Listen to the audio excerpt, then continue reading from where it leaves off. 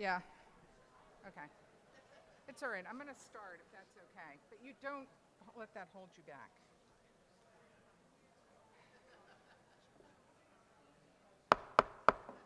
Okay, please come to order. The special town meeting of 6 PM on October 10, 2018 is now in order. I think we're gonna start by, do I have to read Mary, the thing about the fire?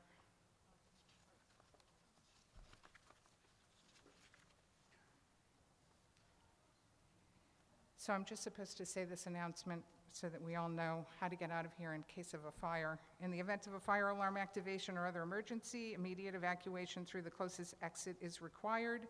Please take note of the emergency exits closest to you, as they may not be the same doors through which you entered. Exits are located at the rear of the auditorium, to the right and left sides of the stage, and the doors through which you entered. Accessible exits are also located to the left of the stage, as well as the doors through which you entered. You may not re-enter the building until the fire department has deemed it safe to do so. Thank you for your cooperation. I'd also ask that you not sit in any area that would block exits or aisleways. So having that out of the way, I'm going to read the return of the warrant.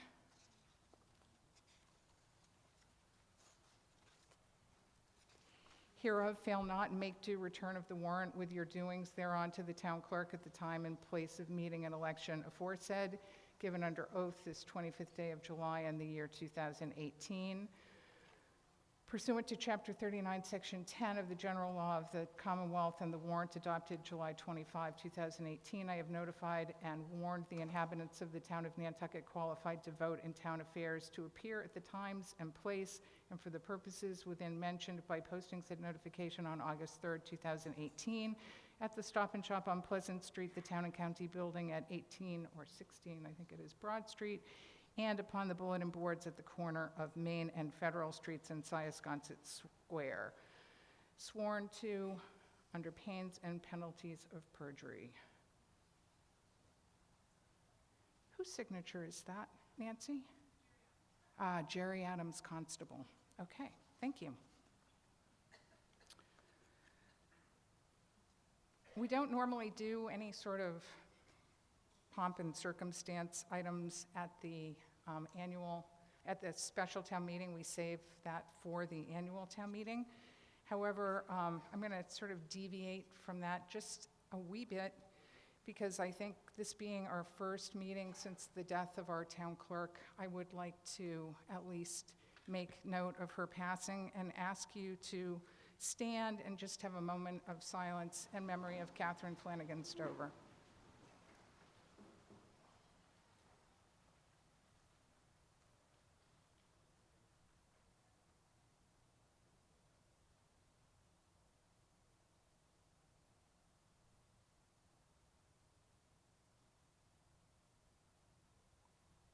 Thank you. And while you're standing, we might as well do the Pledge of Allegiance, and then we can start the meeting. Pledge allegiance to the flag of the United States of America, to the republic for which it stands, one nation, under God, indivisible, with liberty and justice for all. Thank you. You may be seated. So our first order of business is to elect a temporary town clerk for both the special town meeting 1 and special town meeting 2. The selectmen have appointed Nancy Holmes to be acting clerk until the election, but that doesn't carry into this meeting. So this meeting needs to elect its own temporary clerk. And I would like to recognize Jason Bridges for the purpose of making a motion as follows. Move that Nancy Holmes be elected as the temporary town clerk for special town meeting 1 and special town meeting 2. Is there a second? Is there any discussion?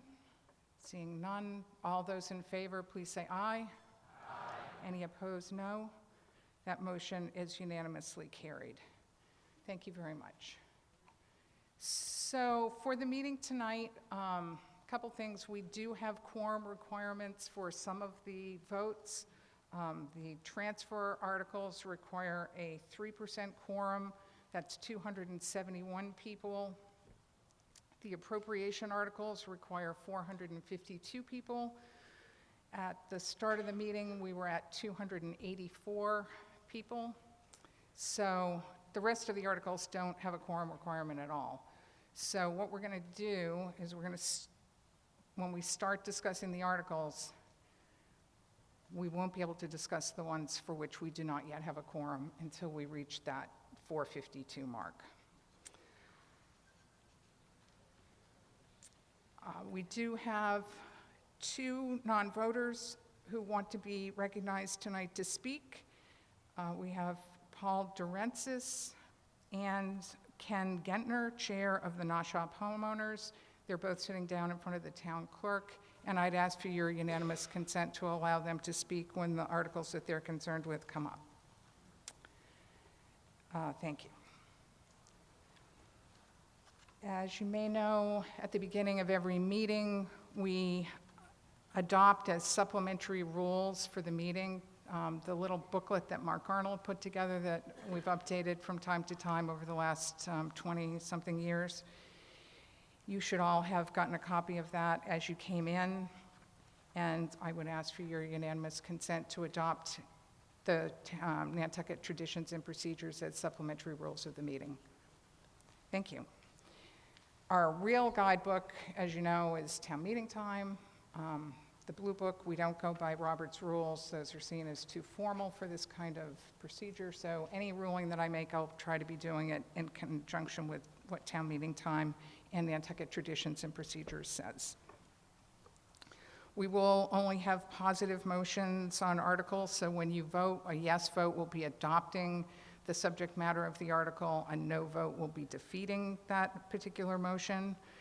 If at any point you don't understand what's going on, or you think that I don't, which definitely happens from time to time, the way to correct that is to leap to your feet and say, point of order. When I recognize you, you can then tell me what's going on that isn't correct. That is not, however, a way to have your say on a particular article. So it's not to be used to have an argument about what we're discussing, only to bring forward procedural issues. We don't allow crosstalk, and I really want to stress decorum. It's incredibly important. We do live in a small community. I want everyone to feel like they've had an opportunity to be heard, that their views have been respected. So when something happens that you approve of or disapprove of, please don't clap or hoot or boo or holler. It only slows things down. And it's incredibly disrespectful not only to the speakers, but to everyone else in the auditorium, as well as the process itself. At this point, it would be a great idea to silence your cell phones, remove any hats. When we get, I know a lot of people are wondering what's going to happen at 7:30 when we are supposed to gavel in special town meeting 2. The way we'll handle that is as close to 7:30 as possible, not before 7:30, hopefully right at 7:30, but I don't want to interrupt if we're in the middle of a debate on an article. I'm not going to interrupt that STM1 article to gavel in STM2. We're going to wait till that, whatever article we're discussing has been concluded. We'll bring STM2 to order, then we're immediately going to adjourn that until the conclusion of STM1. We'll go back to what we're doing. And then we'll just have to see where things fall with this quorum issue. We may end up bouncing around. I hope not, but we'll see how it goes. The first thing I want to do is just bring up a few technical issues that have arisen with the motions on the articles on STM1 since the warrant was published. I'm going to call this STM and STM2 the meetings that didn't happen until about 4 o'clock this afternoon, when suddenly there was this unbelievable flurry of activity and all sorts of stuff started happening. So it's feeling a little, it may be feeling a little ragged. So Article 1, in the planning board motion, we're adding under marijuana products, in the definition of marijuana products, we're adding "and as defined in MGL Chapter 94G, Section 1, as may be amended." And we're striking that language "or an extract from cannabis or marijuana" only because it's in there twice. So that definition in the motion, which will be made by the planning board, will read "cannabis or marijuana and its products unless otherwise indicated and as defined in MGL Chapter 94G, Section 1, as may be amended. These include products that have been manufactured and contain cannabis or an extract from cannabis or marijuana, including concentrated forms of marijuana and products composed of marijuana and other ingredients that are intended for use or consumption, including edible products, beverages, topical products, ointments, oils, and tinctures. And then on Article 10, the motion in the warrant as published was moved to take no action on the, oh no, that wasn't it, was it? The motion was in the, as it was published on page 13, was motion to be provided at town meeting. So the motion that's now being provided is moved to take no action on the article. Okay. So now I'm going to call the articles for STM1. I'm not going to call articles for STM2. We're just going to take them up 1, 2, 3 when we get there. But on the off chance there are things that you don't feel you need to discuss on STM1, we're going to call them. So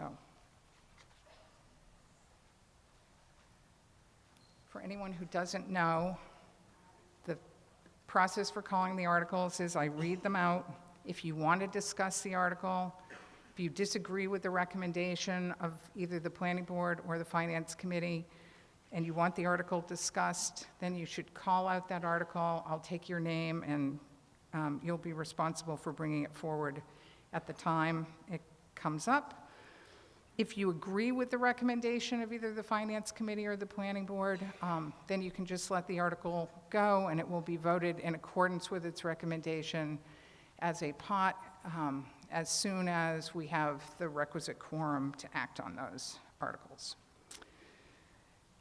So Article 1. Mr. Martin. Article 2. Article 3. Mr. Martin. Article 4. Article 5. Yes, Dr. Lepre? Which one, 5? Okay. So far I haven't heard anyone on either 2 or 4. You want 2? Okay, and your name? Excuse me? Ruben, okay. All right. 6?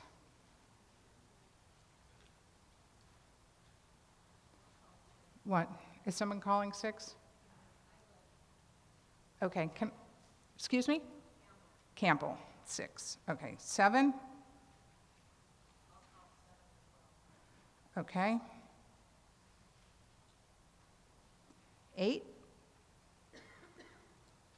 9? 10? Yes. Mr. DaCosta? All right, you're going to have to bear with me because the way the lights are, either I'm getting blinder or the lights are getting brighter or potentially both, but I can't really see you out there, so definitely call out like that. That's great. 11? 12? 13? 14? 15, and 16. Mr. Mandel? Yes, okay. Okay, so to recap, Article 1, Mr. Martin; Article 2, Mr. Rubin; Article 3, Mr. Martin; Article 4, not called. Article 5, Dr. Lepre; Article 6, Ms. Campbell; Article 7, Ms. Campbell; Article 8, not called; Article 9, not called; 10, Mr. DaCosta; 11, not called; 12, not called; 13, not called; 14, not called; 15, not called; 16, Mr. Mandel. Okay, so unless, there's some amazing development, and I've never seen this happen before, we won't be taking up for discussion Articles 4, 8, 11, 12, 13, 14, or 15, and 9. Okay, we will take up 1, 4, 3, 5, 6, 7, 10, and 16. Okay. Yes. I think you listed Article 4 as both being taken up and not being taken up. Did you mean Article 2? Oh, I'm sorry, 2, yes. So, thank you for clarifying. It's 1, 2, 3, and 5 that we're discussing, and we're not discussing 4. Thank you. Okay.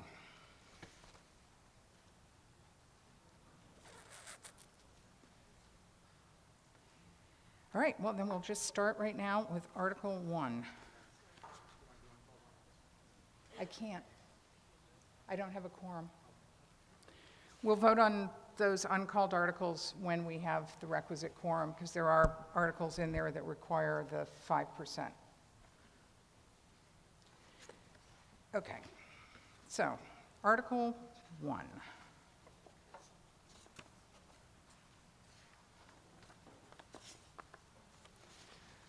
Article 1 starts on page 1 of the warrant, continues to page 2, goes on to page 3. The planning board motion starts at the bottom of page 2, continues 3 and 4. When you vote, you will be voting on the planning board's motion with those technical amendments that I read in at the beginning of the meeting. There is a planning board comment that appears at the end of the article. That's there for informational purposes and is not something you'll be voting on.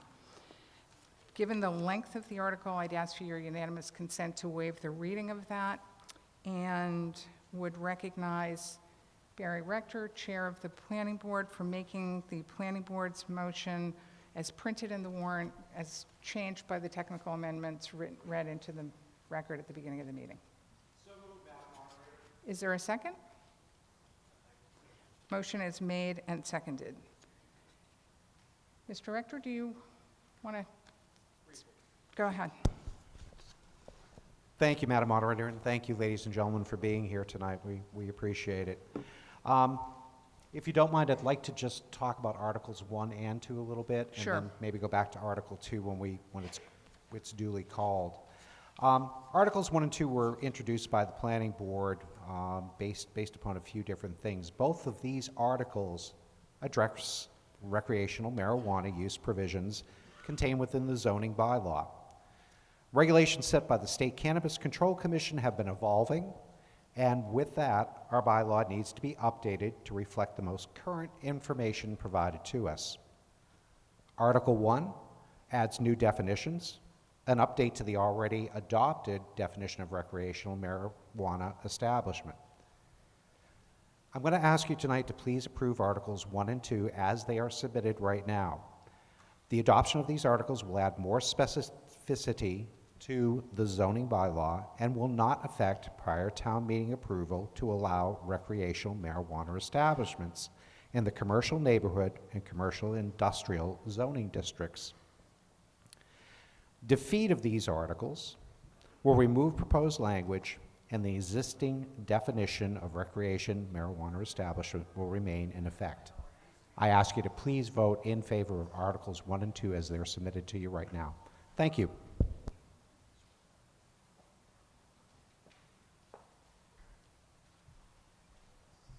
Thank you. Mr. Martin, are you going to want to make one of your amendments, Mr. Martin? Okay. No, well, we'll do it. So Mr. Martin has given me a series of amendments, and because he is suffering from a disability under our bylaw, he's not required to stand. So I've spoken with him and said that to the extent that he's not able to stand, I would allow him to make his testimony seated. So I think your first amendment is what we have on the screen. You want to add into subsection B, you want to add back in the language that was in the original warrant article that was eliminated when the planning board made its recommendation, and add back in a public park or playground or a recreational facility or personal services establishment providing activities or services primarily to children. That's correct. Okay. Can you say so moved? So moved. Okay. Is there a second? Okay. Motion is made and seconded. Mr. Martin, go ahead and tell us your reasoning. Yes, my reasoning is pretty simple. I think that if there are any regulations that pertain to the recreational marijuana or the medical marijuana, they should be the ones that protect access for children. I think that it's a bad idea to allow a facility like a dispensary, even though I am wildly in favor of dispensaries, to be put next to a public park, a playground. You know, there's no reason. There are other places to build on Nantucket. If there aren't, we can change zoning and create some. But to allow a dispensary to go in next to a public park, a playground, a recreational facility, or that does stuff with primarily kids, I think is just a generally bad idea. I don't know why it would ever be stricken out in the first place. I think it was great that it was in there in the first place, and I think it should be put back to protect our children. Thank you. Is there anyone, Mr. Cohen? Just a note on the microphones for people who haven't used our microphones before. When the teller hands it to you, it will be on. You have to wait like a beat for the microphone to actually kick in when you speak. And then when you do speak, you kind of hold it, be sure to hold it up kind of close to your mouth, angle it like an ice cream cone type thing, and don't use that as your hand to be making your point and doing things like this, because we won't be able to hear you. But that's not a problem for you, I know, Mr. Cohen, so go ahead. So I'm Stephen Cohen. I'm an attorney. I represent a client who has a... Sure. I'm Stephen Cohen. I'm an attorney. I represent a current medical marijuana license holder, and I was the only person who attended the public hearings on this matter, so I wish this had been brought forward at the public hearings. But the reason why that language was stricken, I believe, is because if you look at all of Nantucket's open space, the state park, the land bank land, and other areas, it basically cancels out nearly all of the CN and CI districts. So you'd end up with almost nowhere where you could have this kind of facility if you actually apply that rule to the way that Nantucket is currently zoned for this use. So part of it was that it was an excessive burden on the actual application. The other thing is that the intent, I think, here is to treat these facilities the way we treat similar facilities, pharmacies, medical facilities, liquor stores, which do not have this kind of restriction. So, you know, for example, you'd have Old South Liquors directly across the street from the state forest, but then you wouldn't be able to have this kind of facility next to it, and that didn't seem, from a regulatory point of view, to make any sense to be treating them differently. So I believe the planning board is welcome to comment on it, but that was the discussion at the public hearing from my observation, that this while it seems good, would actually have a overbearing effect. Thank you. Thank you. Mr. Vorse?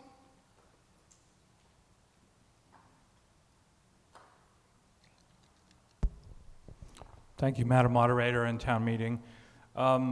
Just to continue on with the topic, I think in the Planning Board's discussion about this article, it was recognized that the voters supported the addition of marijuana into the bylaw. We made a commitment to basically come back to you once the regulations had been drafted by the state and bring forward a bylaw. And I think there was at least the discussion by the board members that this should be treated as a legal product, and this was when you applied the separation between land that happened to be owned by the land bank, but in fact where there were no children present, it ended up canceling out too many of the potential sites. So just to add that additional clarification. Thank you. I'm sorry, one more point. Another point was that the planning board has the discretion to turn down any of the sites that it feels are inappropriate. So if in fact a site is proposed by a public park or playground that is in active use, and again, the discussion of what is a personal service establishment providing activities to children, it's not really a clear definition, so it was really felt that the board would be able to evaluate the appropriateness of a site and vote accordingly. Thank you. Thank you. Anyone else on Mr. Martin's amendment? Okay, the amendment requires a majority vote, a yes vote. Oh, yes, up in the back. Mr. DaCosta? Yeah, the waving is good. Is it on? My name's Bob DaCosta, and just for clarification, I am affiliated with one of the other licensee applications in front of the town for medical marijuana, and I support this amendment. There are plenty of pieces of land that are far enough away. 500 feet is not much. It's a football and a half field. There's plenty of pieces of land that are far enough away on the island that is zoned that establishments could be built. This is not that restrictive. We're only talking about having 2 recreational marijuana facilities anyway. One is already licensed, so really only talking about 1 more. So I would support this. Yes, up behind the camera. Yes. Hi, Carl Linval. As much as I understand Mr. DaCosta's statement, I feel that it further restricts other competition to come into the market, and I'm more of a free market ideal, and I don't feel that only 1 or 2 people should have a shot at this. Obviously, if you've got your license held already, you're feeling pretty confident that you're going to be one of the 2 and make money here. I would urge to vote down the amendment. Thank you. Thank you. There's a woman up in the back who had her hand up? No? Okay. All right, so a yes vote will adopt Mr. Martin's amendment, which is shown on the screen, and reinsert this language. A no vote will defeat the amendment. It does require a majority vote. All those in favor say aye. Aye. Those opposed, no.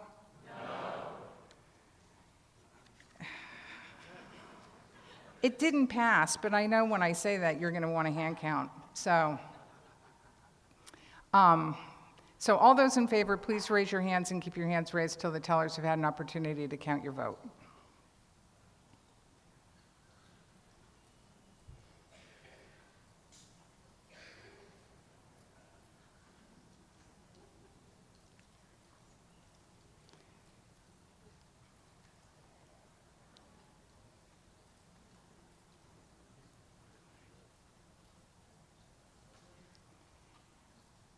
I want to give Mr. Cohen and Mr. DaCosta merit points for modeling our bylaw that requires people who are hired to speak at town meeting, whether they be lawyers or just consultants, requires them to disclose to the meeting that they've been hired to come to the meeting when they speak. And both Mr. Cohen and Mr. DaCosta made that disclosure right up front, and that makes my job a lot easier, so thank you for doing that.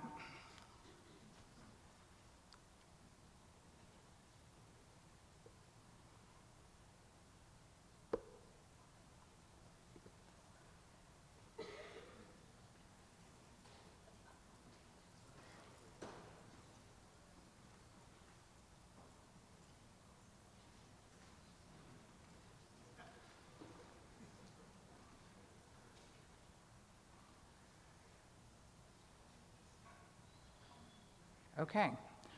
All those opposed to the motion, please raise your hands and keep your hands raised.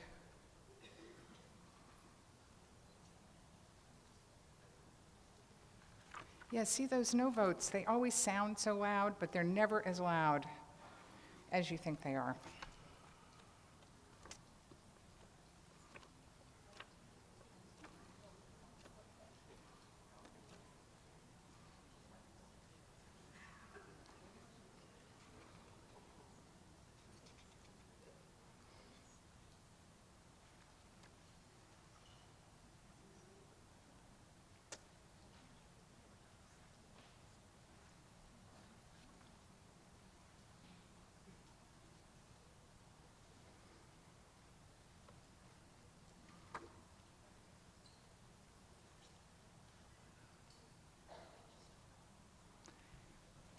Are you guys getting counted?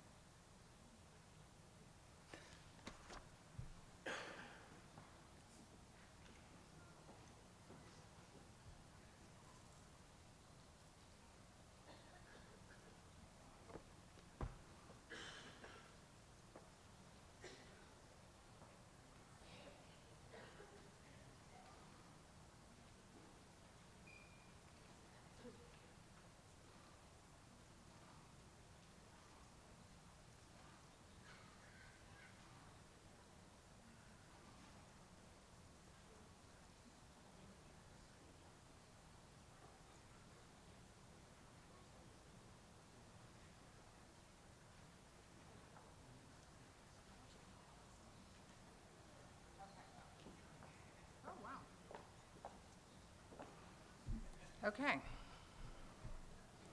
So that was close. All right, yes, 147, no, 167. The amendment is not adopted.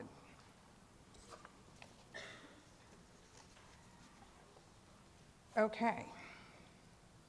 So now we're back on Article 1 as printed in the warrant as modified by the technical amendment at the beginning of the meeting.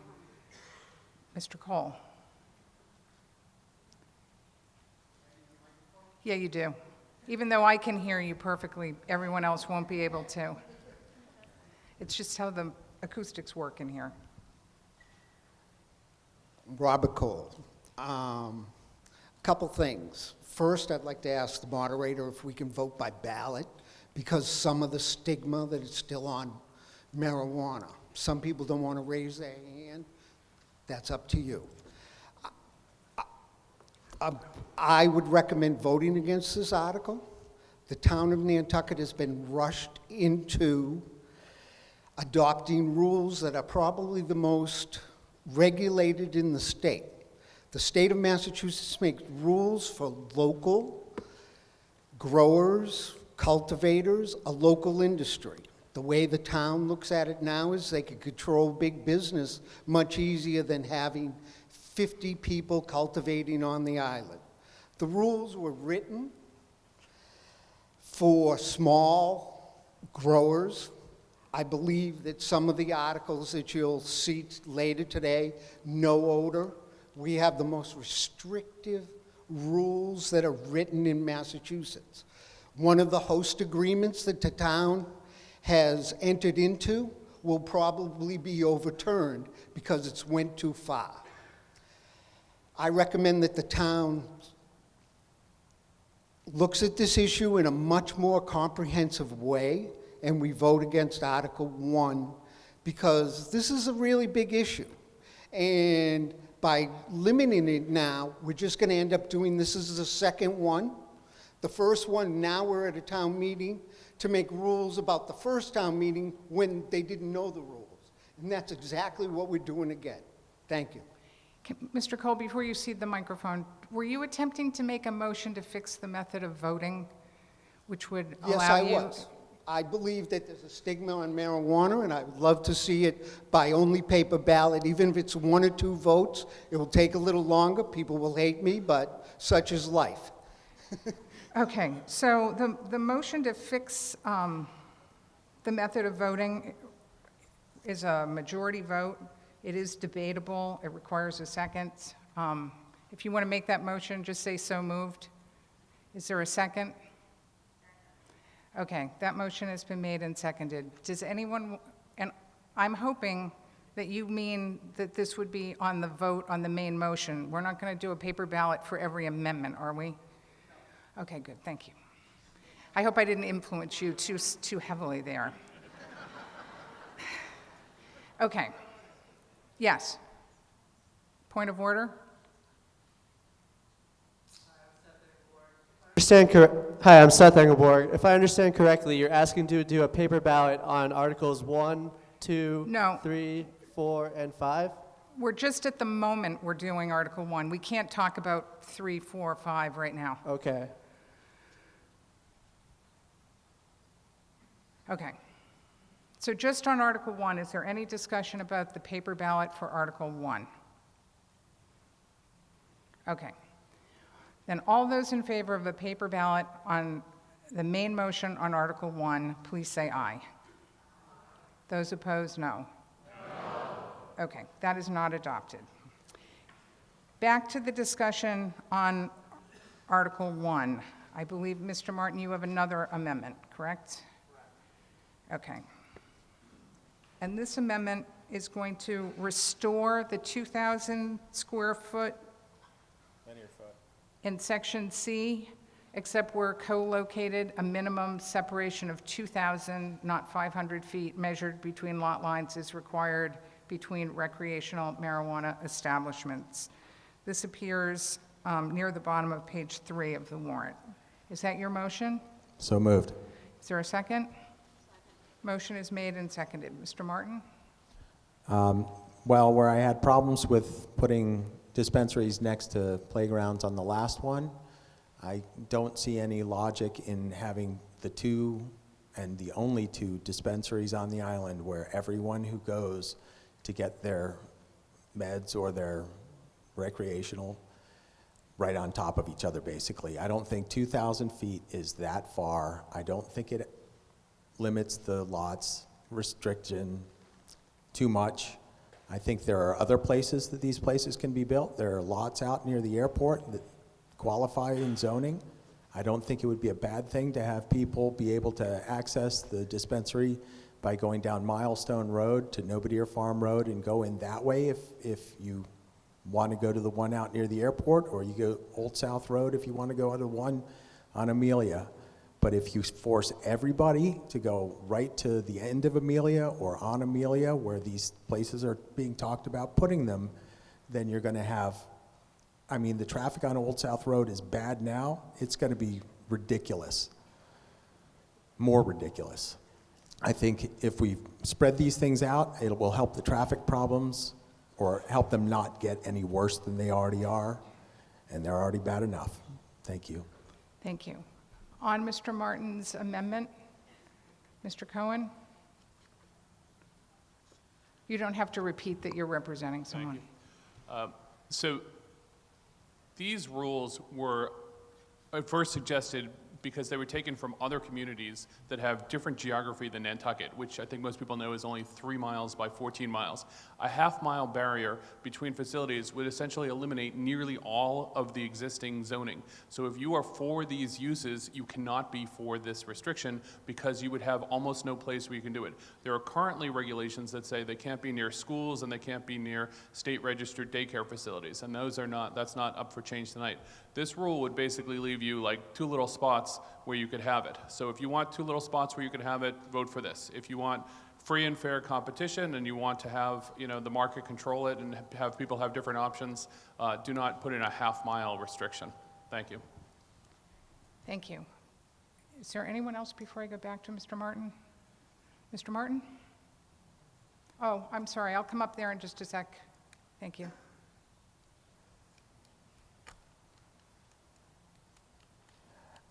If you vote for these, you're voting to separate them apart. You're not voting to not have them. You're not voting to not allow them to be built.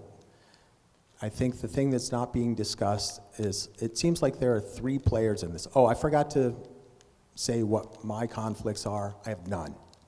I work for no one. I represent no one. I'm here as a private citizen and only a private citizen who for the last 2 years I've spent a lot of time helping others navigate through medical marijuana so that it works best for them. I want to do this right. I want to do it so that people on Nantucket have a good feel for what this does for you, not, oh my God, we put those two in and it's horrible ever since. There are places out near the airport that one of these companies has secured supposedly one of them.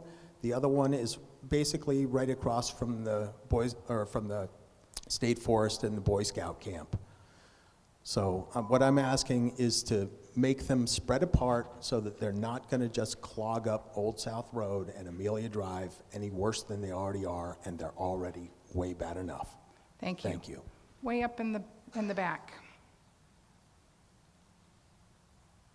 David Iverson. I just want to second what Mr. Martin said. I think it's unfair to burden one neighborhood with 2 dispensaries, that it should be spread out on the island, spread out the traffic. It's just not fair to people that live in that one neighborhood to be burdened by 2 within 500 feet. 2,000 is the least we could do here. Thank you. Yes? If you want to, yep, go ahead, and then you can pass it down. Can you hear me all right? Oh, there we go. I represent a landlord that's currently in discussions with one of the cannabis companies, but I also happen to work for the largest cannabis law firm in the country, and I've seen in my travels and work for them clustering of these of dispensaries, and it's not good for the other businesses.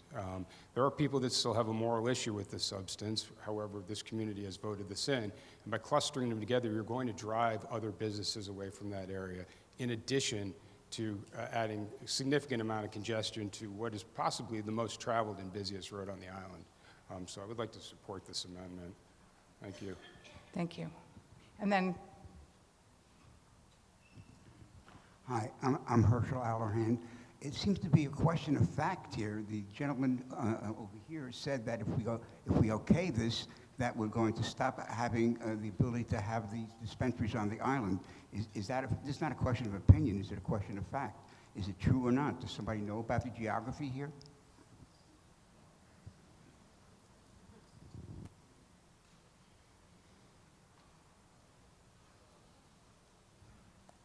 Mr. Bamber?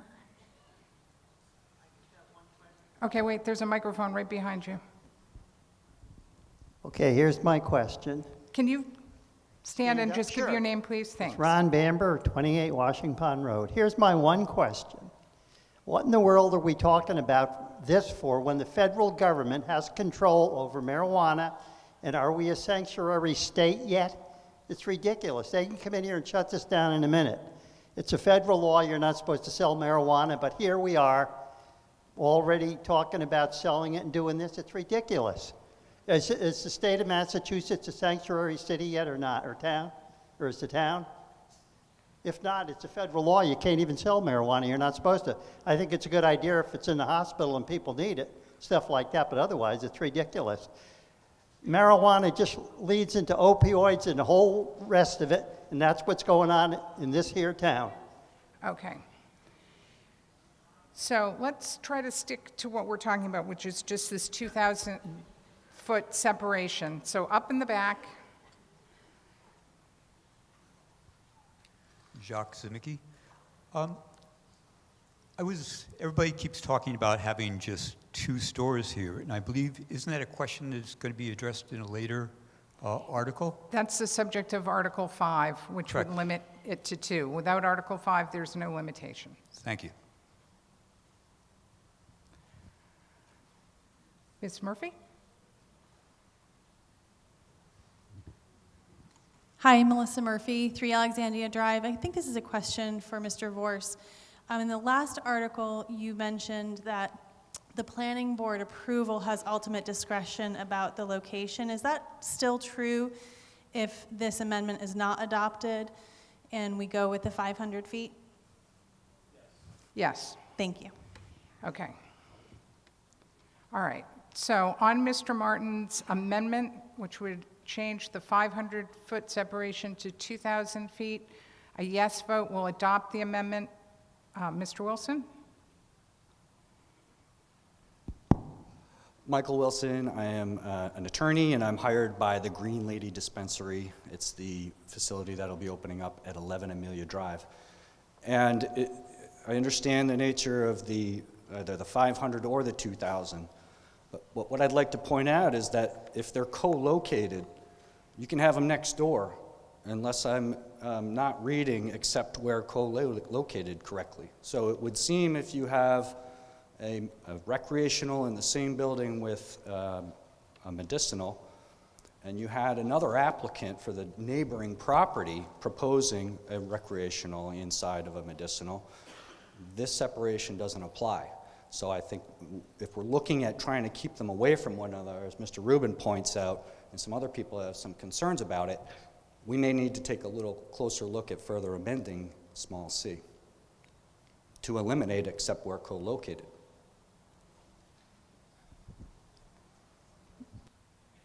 Mr. Vorst, do you want to speak to the co-located issue? You don't have to.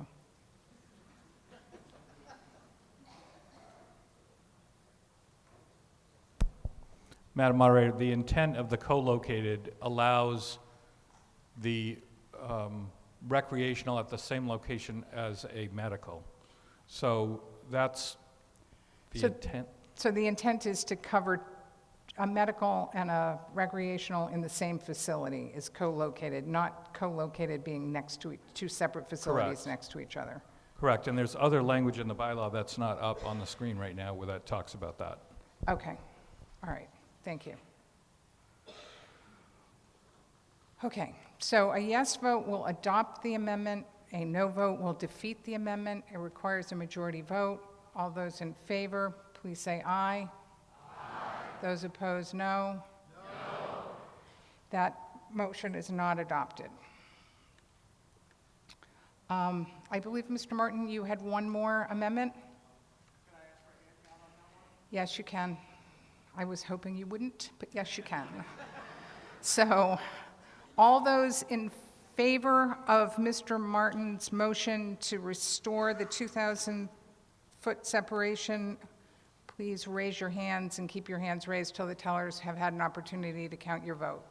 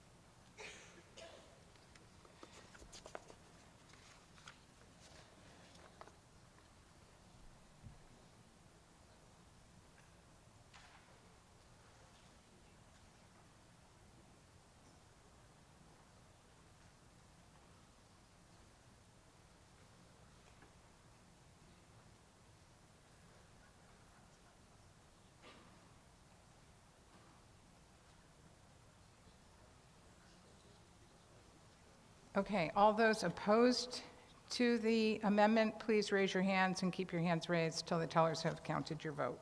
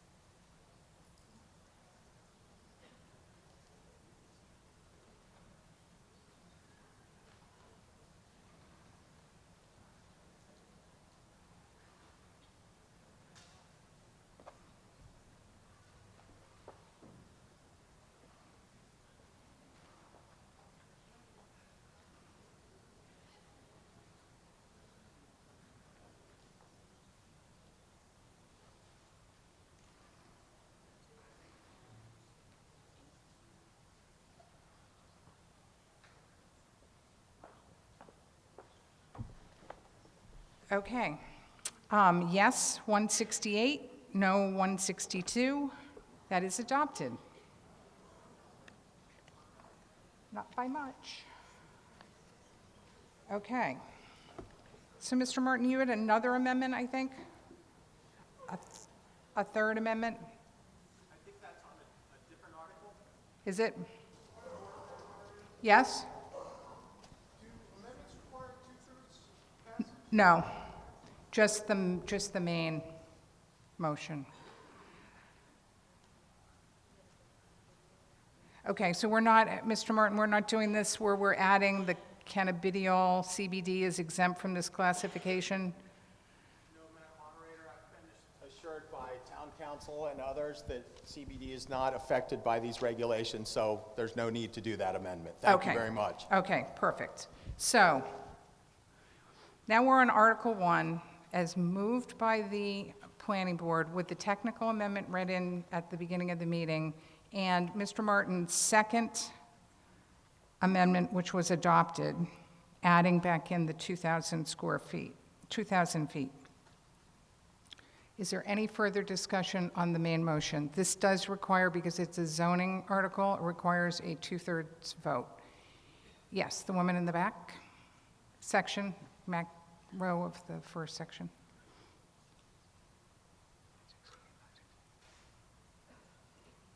Joanne Johnson. Before I became a computer geek, I was a professional farmer, and I want to tell you that cannabis is one of the most pungent plants out there. However, I just received a tax bill that said Nantucket is a right to farm community, and it specifically said in there we don't limit that by odor. I am concerned about the precedent that we're setting if we have an odor clause in these bylaws. So I would like to move that we strike the word cultivation from that section.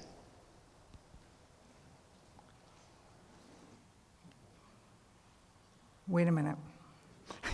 What section? It was down. Keep going. It's Down?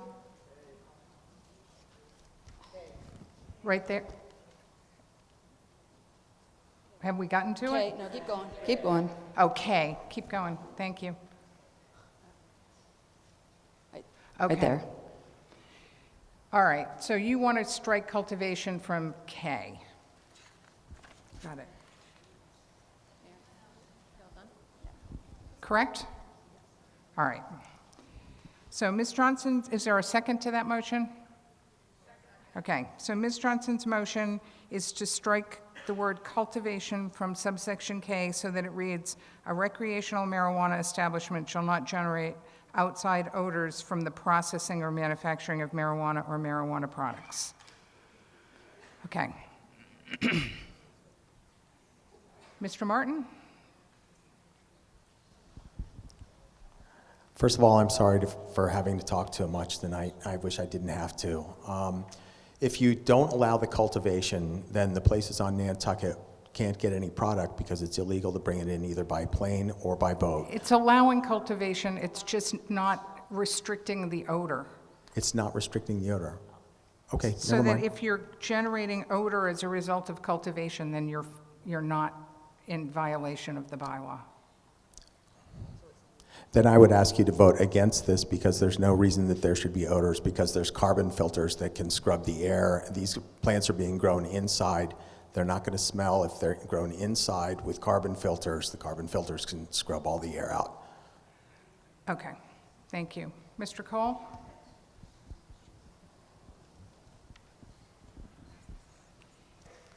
And as I understand it, this just refers to recreational marijuana establishments and not individual growers, but go ahead, Mr. Cole. This is the first positive thing that's been done tonight in terms of they don't grow grapes in warehouses. The future of growing marijuana is outside and in greenhouses. The model that you're approving tonight is an unfeasible business model, growing it in rooms. So one of the first things, if we ever going to get ahead of this, is be able to cultivate it outside. And the analogy about farms is a perfect analogy. It's You'll never be able to eliminate the odor if you grow it outside or greenhouses. Inside's another story. Inside is not the future of this industry. Thank you. Okay, on Ms. Johnston's motion, Mr. Cohen. No. Okay. So Ms. Johnston's amendment would strike cultivation from section K. A yes vote will adopt that amendment. A no vote will defeat the amendment. All those in favor, please say aye. Aye. Those opposed, no. No. Oh, God. You know, this is like the most evenly divided room I think we've ever had on any subject. So let's do a hand count. All those in favor, please raise your hands and keep your hands raised until the tellers have had an opportunity to count your vote.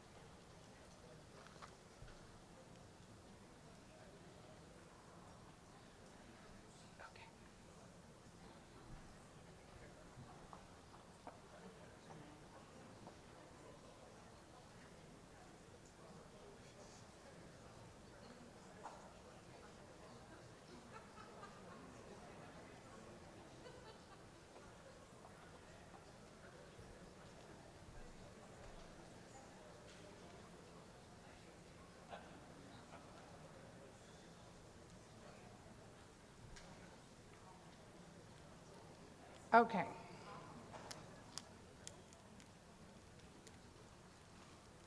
All those opposed to the motion, Ms. Johnston's amendment, please raise your hands and keep your hands raised till the tellers have counted your vote.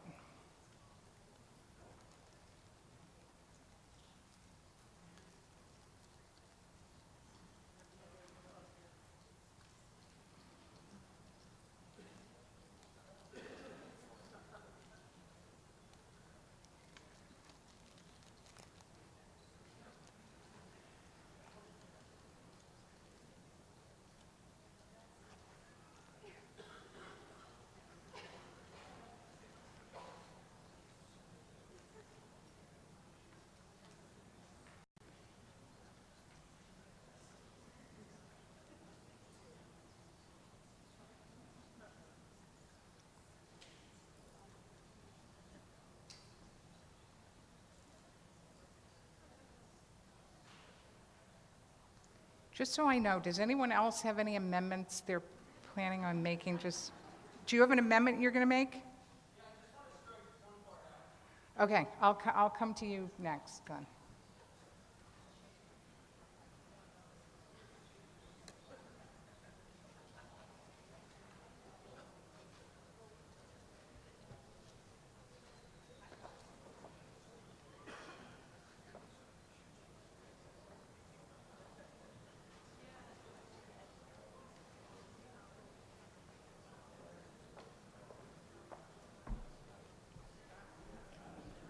Okay, on Ms. Johnston's amendment, yes, 174, no, 119. That motion is adopted.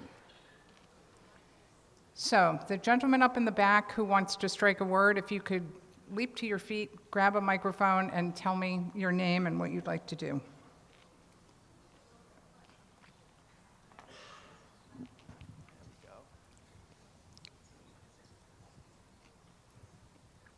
Hi, hello. Hi, I'm Dylan Fleischut, and I'd like section I cut from it altogether. It's really vague, and it doesn't specify recreational or medical.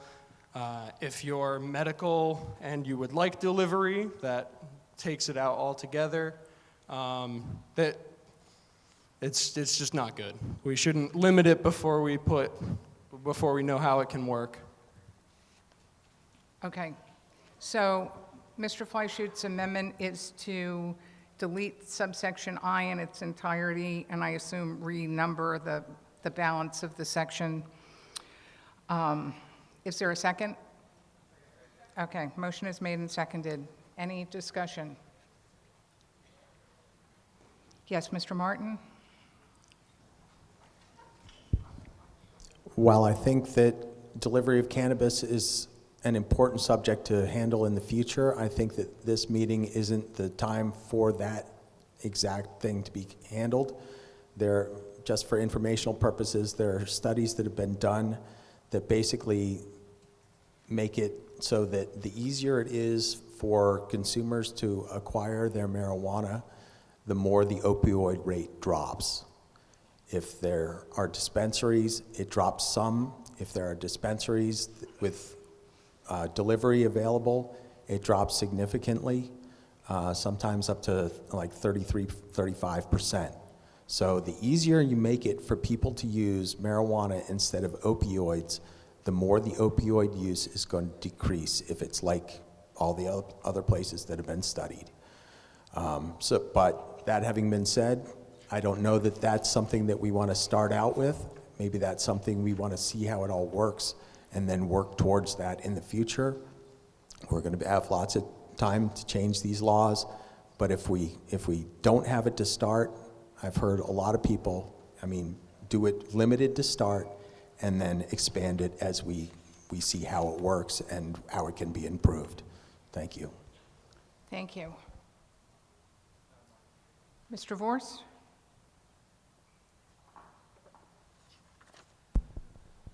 Madam Moderator, thanks. I want to clarify that this only applies to recreational marijuana use at this time. And I would ask Town Council, I believe that delivery rules and regulations have not been adopted yet by the Cannabis Commission, which is why we were not allowing it at this time. I do expect that there will be, as rules and regulations are developed for other aspects, there will be future amendments. Yes, that is correct, according to Town Council. Mr. Cohen?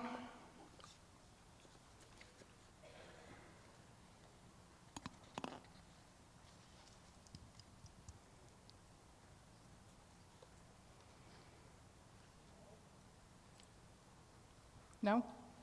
Okay. So a yes vote will adopt Mr. Fleischut's amendment, which is to strike subsection I. A no vote will defeat that motion. All those in favor, please say aye. Aye. Those opposed, no. That is not adopted. Okay, so on the main motion, Mr. Cohen? I'd like to offer an amendment to subsection C to change 2,000 feet to 1,000 feet. I'm serious. 2,000 feet is a half a mile nearly, and it is going to render nearly all of the available zoning not available for this use. So if people want this use to be available, I think 1,000 feet is plenty of distance and will allow for reasonable competition. 2,000 feet is going to be an unintended consequence of limiting availability and limiting competition. 1,000 feet, I think, would be a good compromise. Thank you. Is there a second? Okay. On Mr. Cohen's motion to amend C from 2,000 to 1,000, yes. Again, it's a question of fact. He keeps saying that if you don't have a 2,000 or 1,000, you're not going to have any competition. Does anybody know whether what he's saying is correct or not? Mr. Martin? I would say no, he's not correct. I think he's doing a great job earning his money. I believe he works for Acreage Holdings, which is the company Let's be that was careful, the... Mr. Martin. Okay, which was, okay.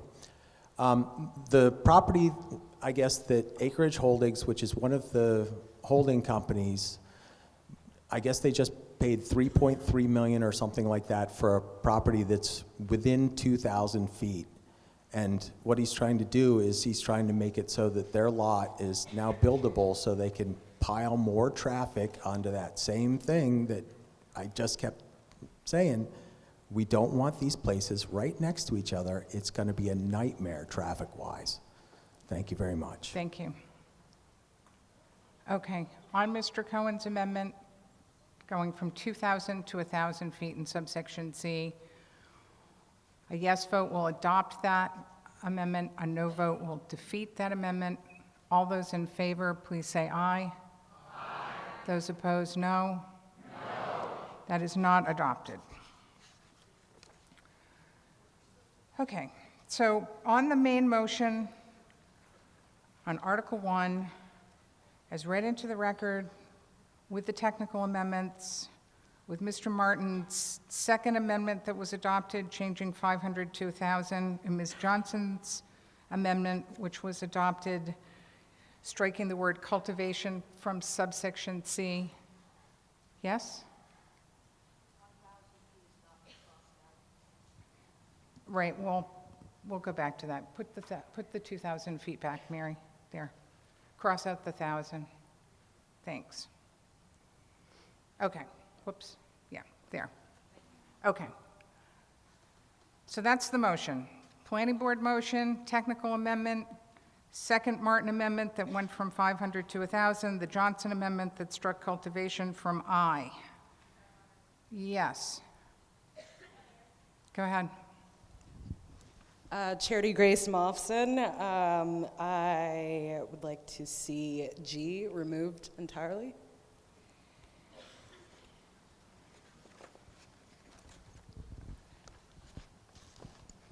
G, a recreational marijuana establishment shall not be eligible for qualification as a home occupation. You'd like that stricken? Is there a second? Okay, motion is made and seconded. Do you want to speak to your amendment?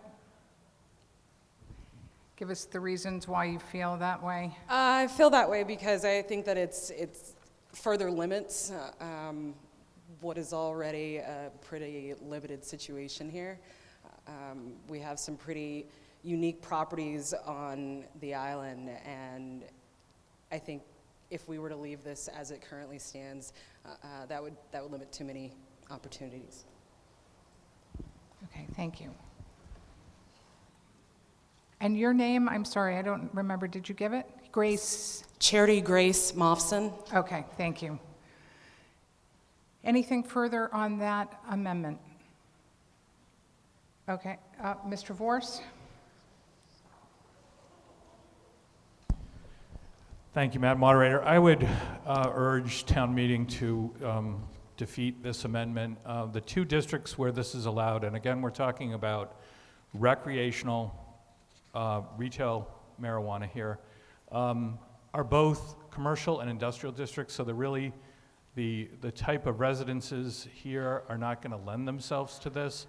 Still to come after we establish the retail aspect of marijuana sales are what's called a craft cooperative, where people can grow in different areas. That will be a topic for our annual town meeting, but we really need to get through this first part before we get to the next one. So I'd ask that you defeat this. It's home occupation for the two licenses that we're talking about are not appropriate. Thank you.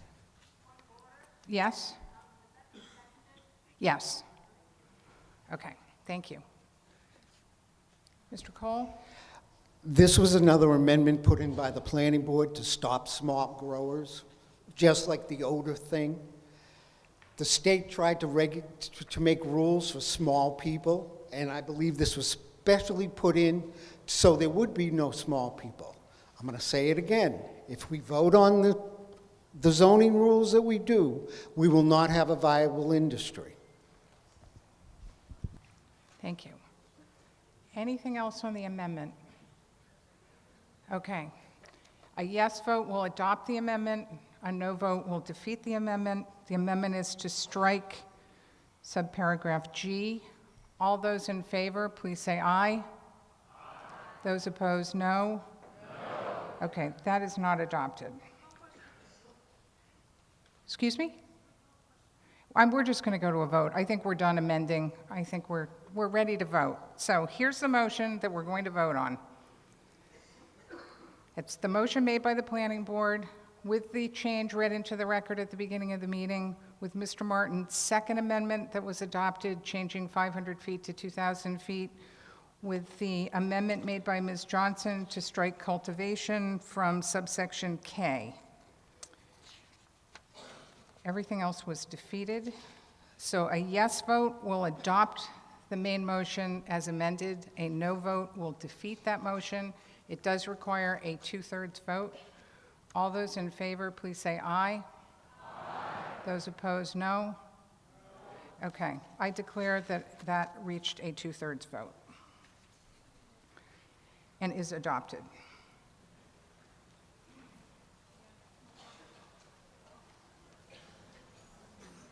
And those were the definitions. So, Article 2. Is it exactly 7:30? Well then, why don't we take a little stretch while we wait for it to be officially 7:30? Do I want what? Yeah, I will. Why not?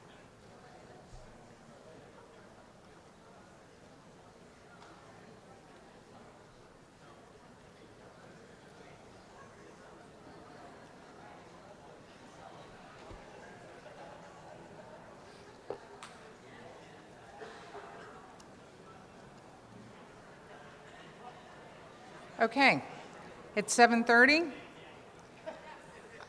I am going to call Special Town Meeting 2. Special Town Meeting 2 is the special town meeting called for October 10, 2018 at 7:30 p.m.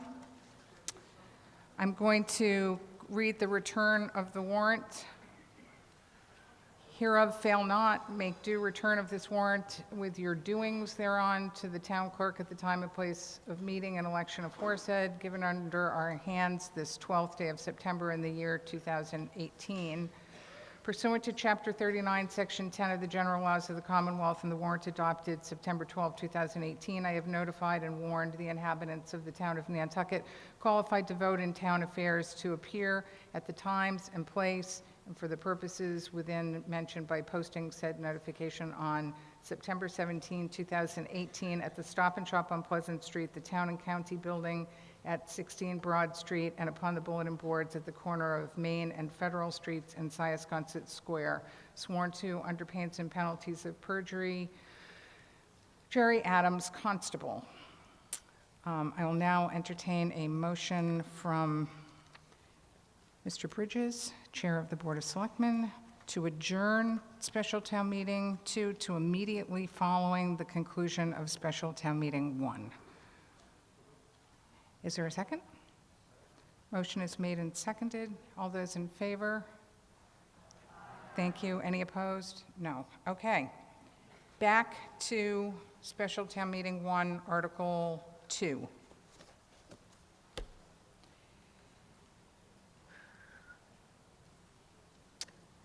This appears on page 4 and 5 of the warrant, with the motion of the planning board being on page 5.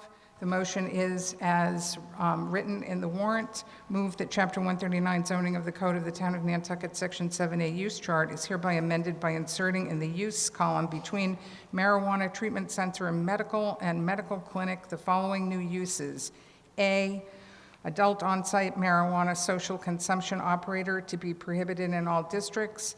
B, marijuana membership club to be prohibited in all districts. The Finance Committee comment, which you're not voting on, is to support the Planning Board motion, and I would recognize Mr. Rector, Chair of the Planning Board, for purpose of making that motion. Is there a second? Motion is made and seconded. Now, this was called by someone, Mr. Rubin, and I don't know, did the Planning Board want to do any sort of introductory comment, or should I go directly to Mr. Rubin? Okay, Mr. Rector.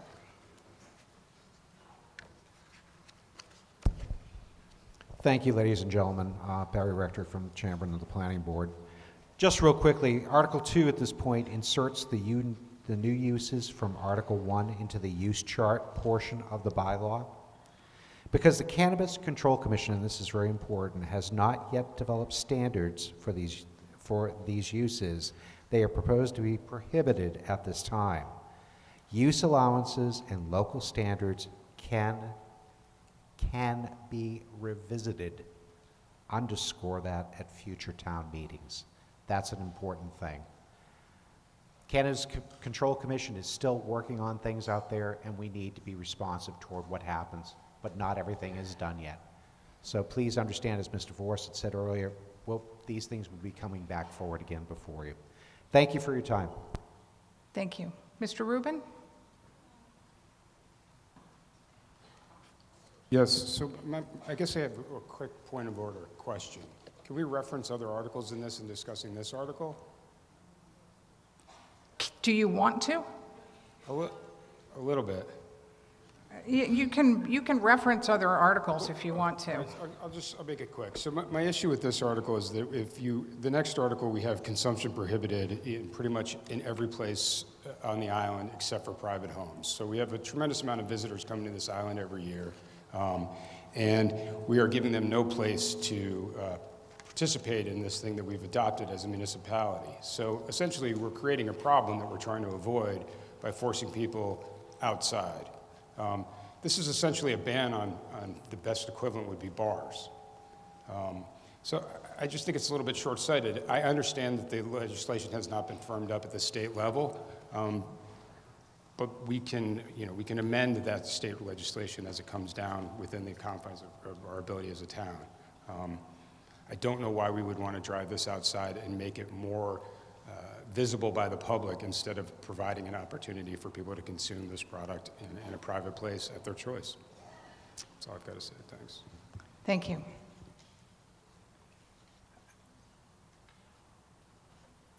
Okay. I see no hands, so I think we can go right to a vote on Article 2. This, again, is a zoning amendment, so it does require a 2/3 vote. A yes vote will adopt the motion, a no vote will defeat the motion. All those in favor of the main motion, please say aye. Aye. Those opposed, no. No. That motion is adopted by a declared 2/3 vote. What? Okay.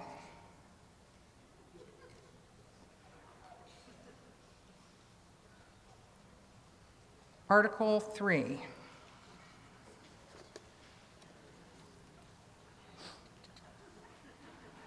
Okay, this article starts on page 5, continues to page 6, where the motion starts, continues to page 7.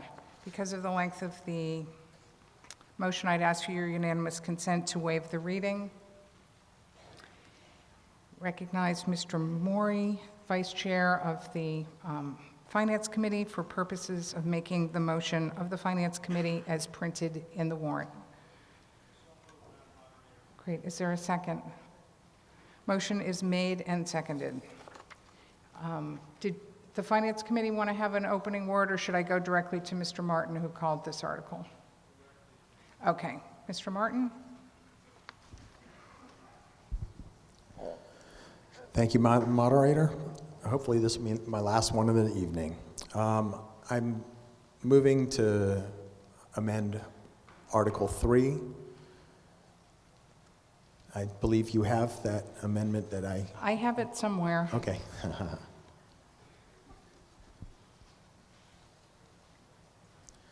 I'll start talking while you're paging. Tell us Basically, what I it want to is. do is I want to, at the very end of section 95-3, which is prohibition on possession of marijuana in public buildings. Yeah. I'd like to add that lawful medical marijuana users are exempt from this provision, or from this prohibition, sorry. Okay, so at the end of section 95-3, you want to add lawful medical marijuana users are exempt from this prohibition.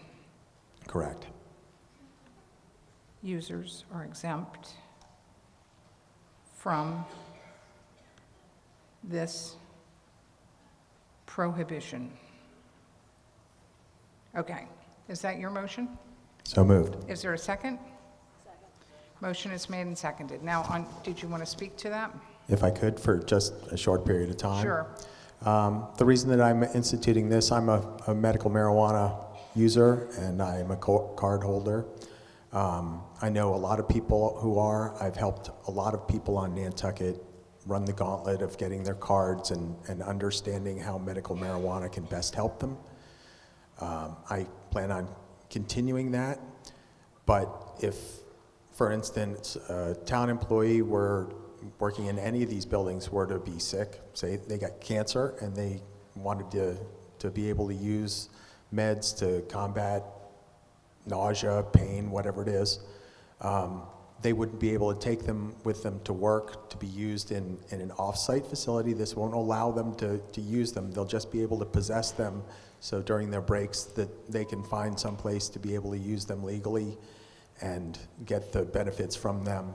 And I don't see how this is going to hurt anybody. Thank you. With one of the main things being that the patients in our island home, it's my understanding that they would be banned from having any of these in our island home or potentially the assisted living facility, and there are people there that need them that can benefit greatly from them, and I'd like to have them continue to be able to have them on the town property. Thank you. Thank you. On the amendment. Okay. A yes vote will adopt Mr. Martin's amendment. A no vote will defeat that amendment. It requires a majority vote. All those in favor, please say aye. Aye. All those opposed, no. That amendment is adopted. Okay. So on Article 3, as moved by the Finance Committee, as amended by Mr. Martin, requires a majority vote.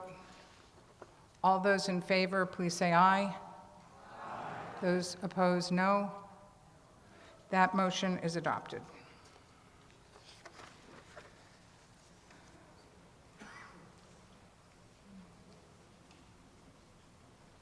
Okay, Article 4, we did not call. Article 5.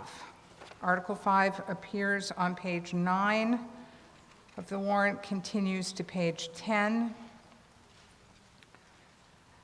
I'm going to ask for your unanimous consent to waive the reading of the motion and recognize Mr. Maury for the purpose of making the Finance Committee's motion as printed in the warrant. Is there a second? Motion is made and seconded. Should I go directly to Dr. Lepre? Okay. Dr. Lepre? Feel free to maybe come down and grab a mic.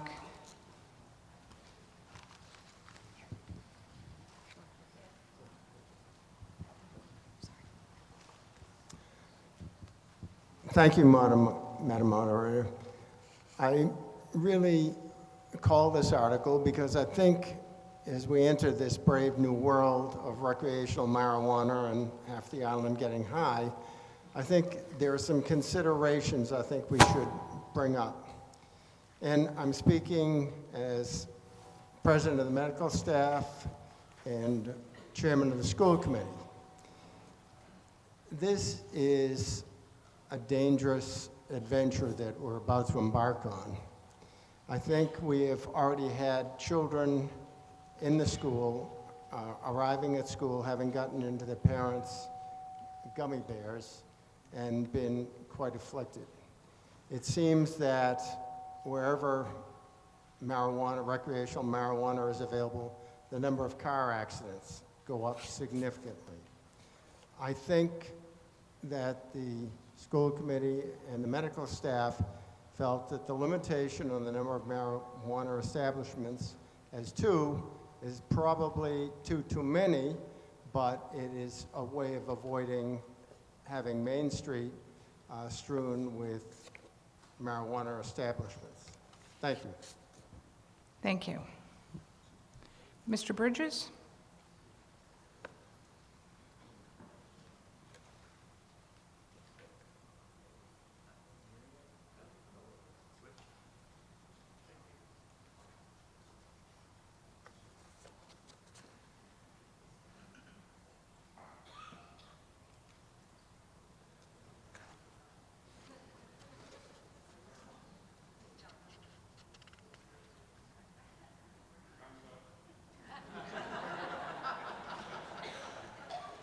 Maybe we could just get a handheld down. Oh, that is a handheld.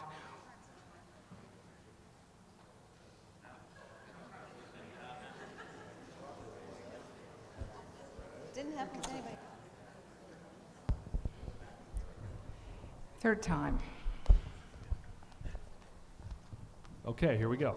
I just want to give a little bit of background on this article. The select board has been talking about marijuana a lot the last year, and we went from banning it to letting the free markets. So we brought this to the town, special town meeting to see what you wanted to do. Do you want to limit it to 2, or do you want, if you shoot this article down, it would be open to the free market, and the select board will be the licensing agent. So we would still decide if we were going to have 2, 3, or 4. So whoever's on this board will have to decide how many we have. So if you shoot this down, it goes to the free market. If you pass this, we limit it to 2. At another town meeting, we could limit it to 3 or 4, but you would decide. I just want to give a little bit of background on this.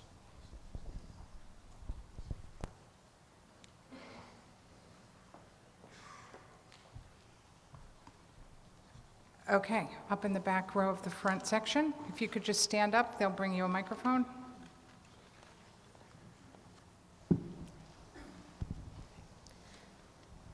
Kyle Latchall. Thank you, Madam Moderator. I have a question, and maybe this is going to be discussed at some point in the future or has already, but much as with liquor, we have DUIs and a level of what's the legal limit and what's not.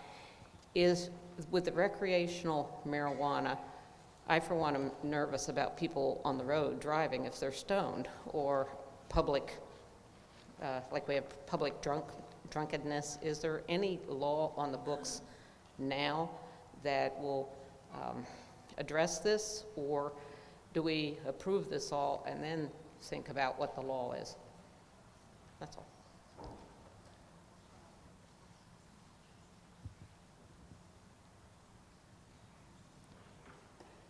Mr. Giorgio?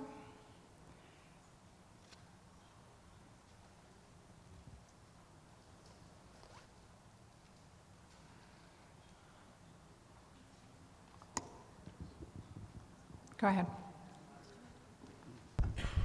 Madam Moderator, through you to the previous speaker, the issue of driving while impaired while using marijuana is subject to state law, and it's not something that the town, by local regulation, could enact, could enact regulations in that regard, because it's essentially preempted by state law.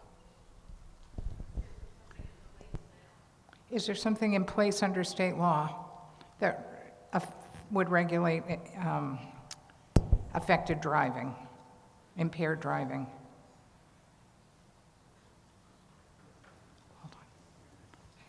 Well, my understanding is, and I don't know if the police chief is here, but my understanding is that it's illegal to drive while impaired, and that's whether it be alcohol or controlled substances or marijuana. The standard is, are you impaired? And if so, you're subject to arrest. Yes, but with liquor, there are objective Excuse standards. me. I'm sorry. Could you state your name again? And Herschel Allerhand. Okay, thank you. With liquor, there are objective standards, and there's a way of testing how much liquor is in your blood system. Are there objective standards with marijuana? That's number one. And number two, there are a lot of states now where people do use marijuana. Is there any data regarding traffic and laws? Thank you.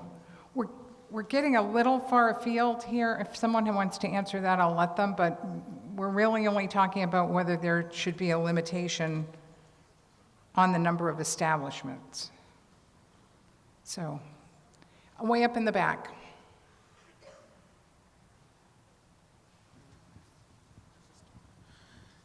Thank you, Gillian Nelson. While I respect what everyone else is asking, I'm sure those things will evolve as necessary, just the way it did with alcohol in every community that allows alcohol. And I think for the freedom of retail and the amount of liquor stores we have on Nantucket, let's face it, anybody that wants to get it is going to get it. I think that if you're going to limit the amount of liquor stores, make the same amount of pot stores, because we all want to be able to have our choices, and we all have our favorite liquor stores, and I'm not even a huge fan of a liquor store. But I need it, my clients need it, my friends need it, we get it, it's legal, so I think that we should not limit it. Thank you. Thank you. Mr. Cole?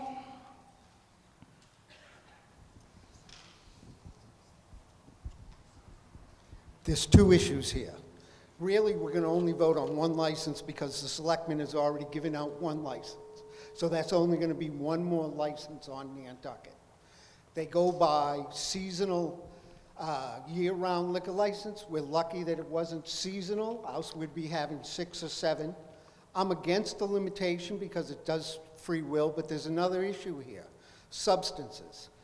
We're coming across as hypocrites if we do not, and the town and Proposition 4 was to treat recreational marijuana like alcohol. I don't believe we're doing that, and until we start taking everything as substances, alcohol, tobacco, we're not gonna, we look like hypocrites to our children.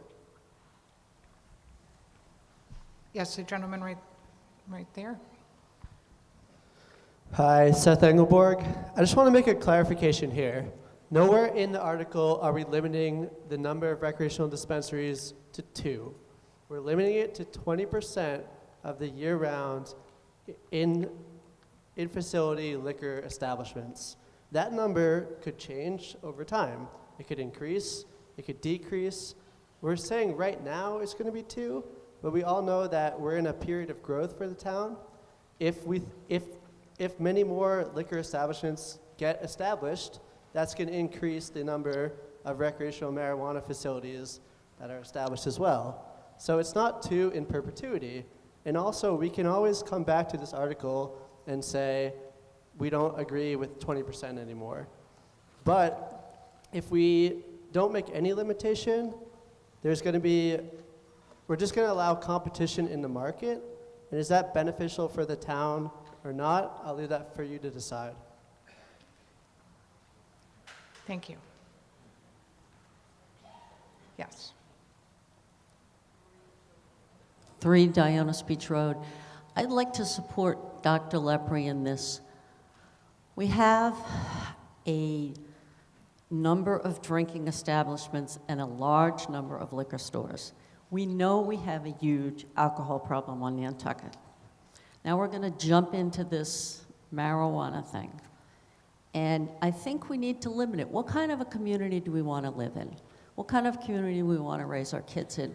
We make the decision on what we want to do and how we want to behave. And I think this is an opportunity to say, let's slow it down. Let's limit the number of facilities. And it's that simple. Mr. Fee?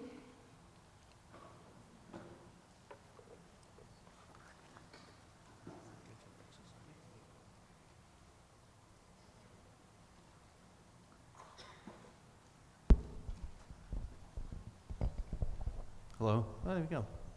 It worked for me, Jason. Now, I think I'd like to see it limited, a couple reasons. The first, it's easier to let the reins out than to pull them back. So if we find that there are issues that we should be dealing with, one way or the other, we'll have an opportunity to do that. The other one, we've heard a lot of talk about from craft growers and wanting to do that.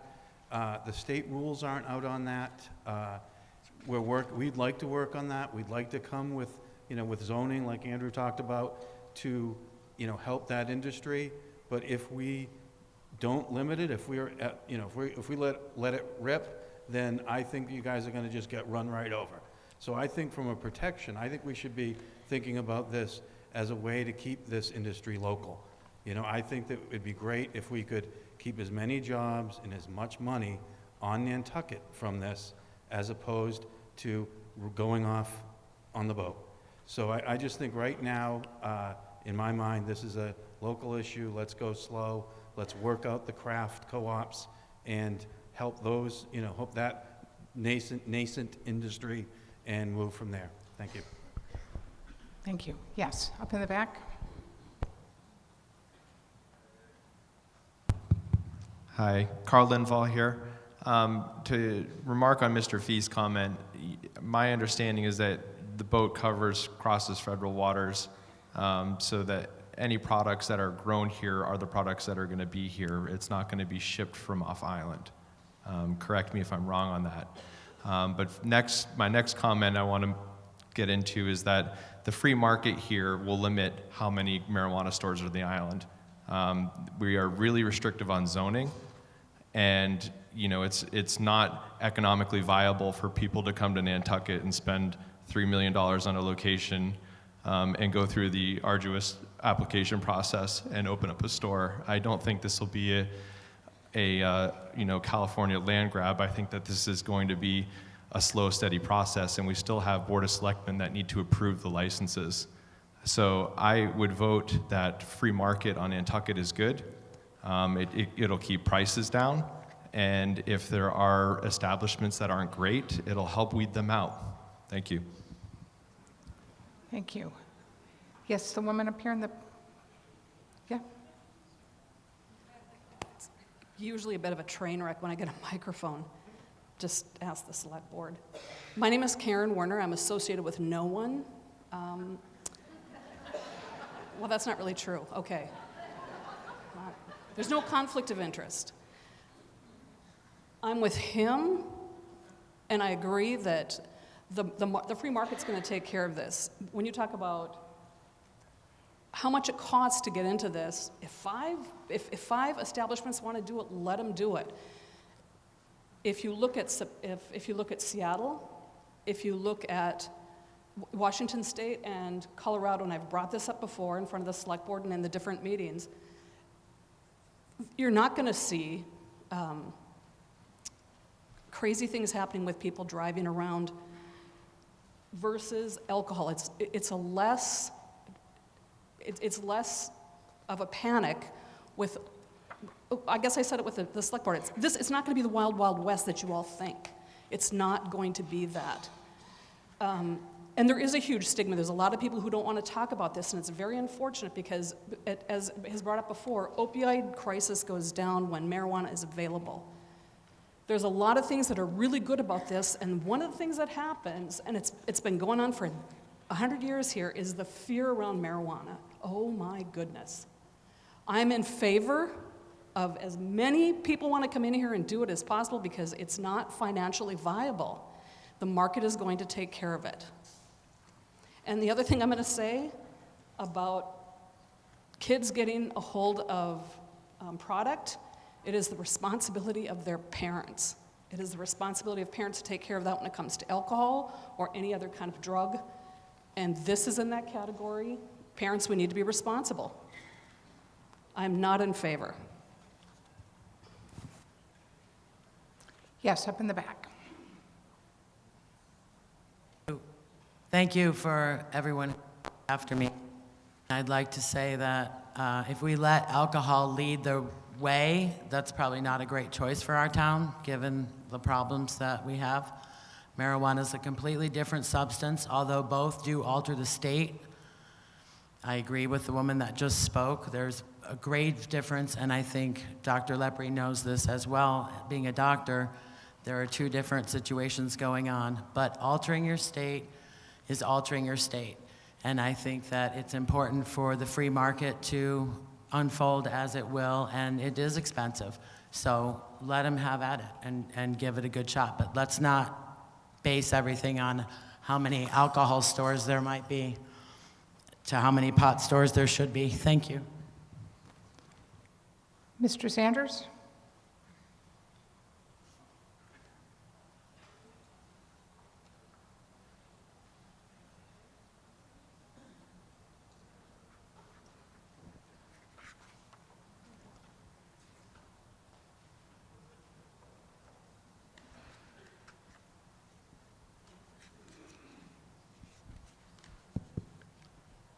Thank you, Madam Moderator. Grant Sanders. I agree with Mr. Fee. He's my brother-in-law, and I just want to point out that he spoke against his own self-interest because he does bake cookies.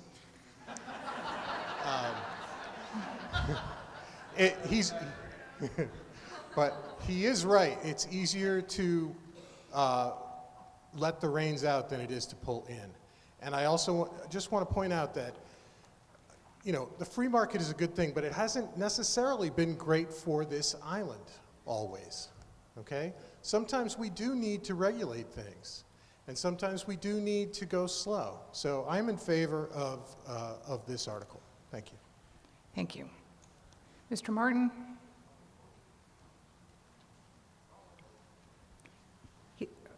Can you get a microphone to Mr. Martin, then I'll come back over here. Sorry.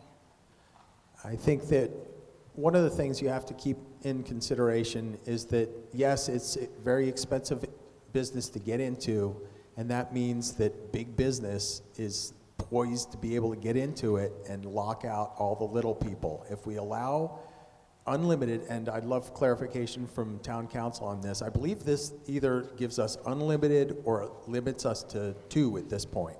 If you vote this down, I don't think it blocks any from going on here. I think it just removes the cap, and I think that's important. Also, you have to keep the economics in mind, and Washington is a great example.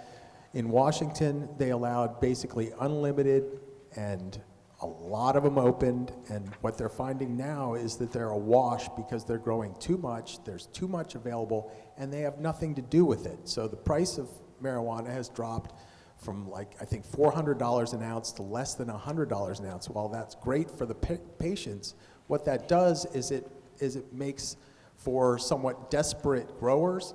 It makes for desperate businesses because now they have to sell stuff at a greatly reduced price, which they weren't expecting, which could potentially set up paths for diversion into children, black market. And they're having a real problem with that in Washington right now, to the point where they're talking about pulling back on the licenses and not giving any more out as the ones that are already out expire or given up or just no longer in existence anymore. So they're actually pulling back or contemplating pulling back on their number of places so that they can eliminate some of this huge excess of product. If you allow 15 people in here, first of all, you're gonna have the Walmarts of the marijuana industry trying to take over the business like they are doing everywhere else and squeeze the little guy out. But you're gonna create a bad situation overall. Please support this amendment, or this article. Thank you. Yes. My name is Ben McClure, 97 Hummock Pound Road. I just wanted everybody to think twice about changing this. I think we definitely just need to keep it 2 people, 2 openings, because we're an island and we forget that we don't have the space like Washington or Oregon or anything else like that. And if we can go slow, it doesn't mean we can't do more eventually, but it's a good starting point. We seem to rush into things in Nantucket, and all of a sudden we're digging ourselves out of holes. So, you know, there's nothing wrong with going slow. Okay, yes. Okay, I think we can probably just go to a vote, but if you want, I'll call the question. So, I'm sorry, what was your name? Okay. Has called the question. What this means is we have to go to an immediate vote on the motion to call the question. It's not debatable. A yes vote ends debate on this, and we go then directly to a vote on the main motion. A no vote defeats the motion to move the question, and we'd continue with debate. So all those in favor of the motion to move the question, please say aye. Aye. All those opposed, no. Okay, that passes unanimously. So on Article 5, this is a bylaw amendment. It requires a majority vote. A yes vote will adopt the amendment. A no vote will, not the amendment. A yes vote will adopt the motion of the Finance Committee as printed in the warrant. A no vote will defeat that motion. All those in favor, please say aye. Aye. Those opposed, no. That motion is adopted. So now, I think we're going all the way to 16, because Article 6 and Article 7, called by Ms. Campbell, require a 5% vote, and I don't think we have the 452 people that we need.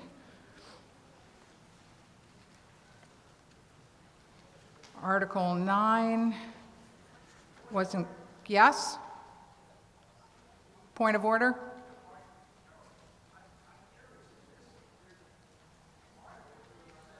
I can't hear you. I've got to get a microphone.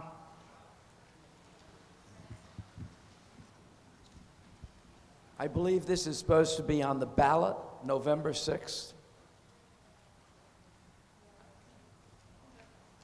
The articles that we're not calling, Article 6, as an example, requires a vote from on the ballot. Are there other articles that aren't being called that will be on the ballot November 6th? And what will happen if we vote for those in there without passing it at town meeting? Okay, so well, I'll let town council answer that.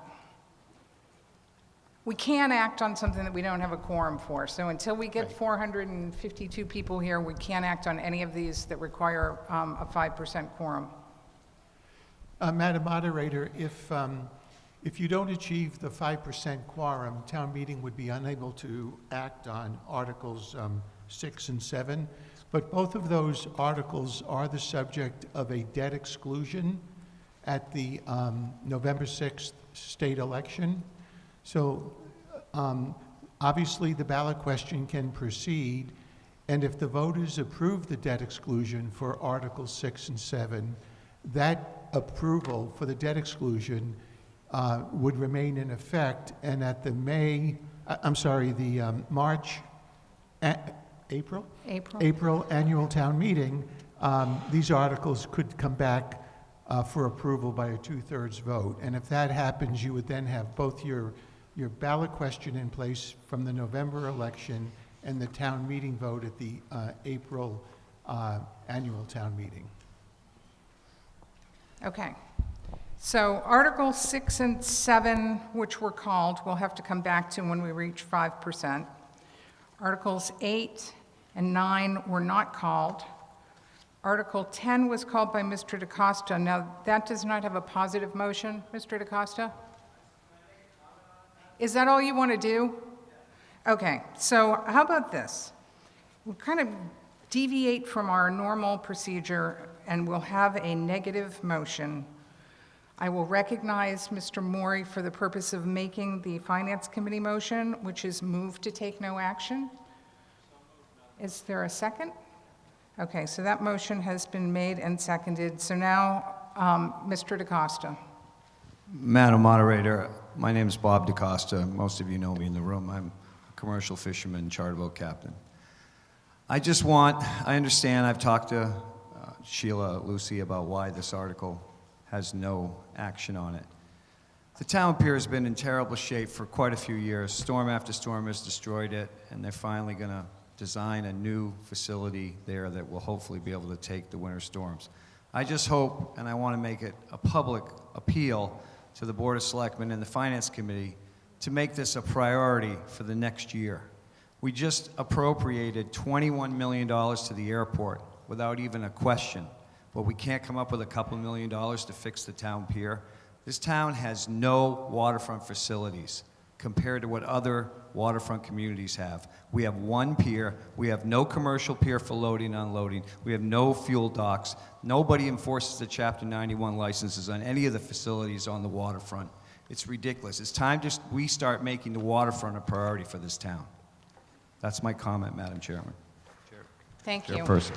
Oh, there you go with the cheering thing. Don't do that. Okay, so on the motion, move to take no action, a yes vote will take no action. A no vote will cause us to have to go back and figure out what action you want to take. So I'm ever so hopeful that you will not want to take action and you'll vote yes. So all those in favor of the motion to take no action, please say aye. All those opposed, say no. Okay. So does somebody have a positive motion that they want to make on this article?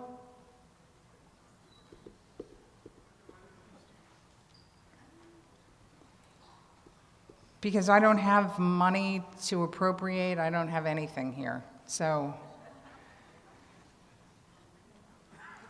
as much as we would like to do something, I don't think we have the ability to. So I'm going to try that again.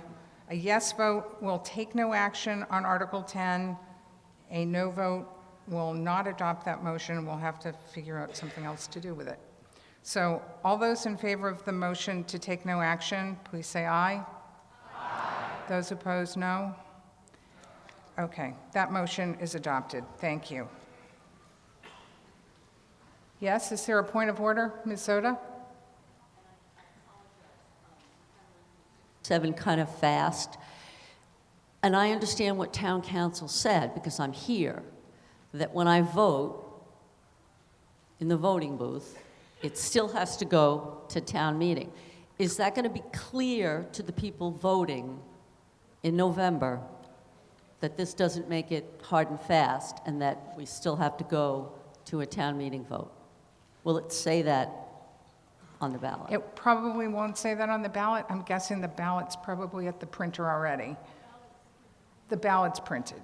So it won't say that on the ballot, so people are going to have to inform themselves by reading the newspaper and talking to their neighbors and going to public meetings, and I don't know how else other people, however you inform yourself, social media maybe? Okay. So then Articles 11, 12, 13, 14, and 15 were not called. So that brings us to Article 16. Article 16 has been called by Mr. Mandel. He's the sponsor. It starts on page 17 of the warrant. It continues for several pages onto page 20, where you find the Finance Committee's motion, which was moved to take no action on the article. Mr. Mandel wants to propose a positive motion, and he handed out, I believe, he had 1,000 copies. There weren't 1,000 of you to take them, but he had 1,000 copies of his main motion printed. I think he handed them out. We're going to show it on the screen, and then I'm going to recognize Mr. Mandel for the purpose of making that motion, and then for describing what changes he's made and what his thoughts are on his article. So, Mr. Mandel? Oh, yeah, there you are. I'm so sorry. Yes. If you could get Mr. Mandel a microphone, that would be great.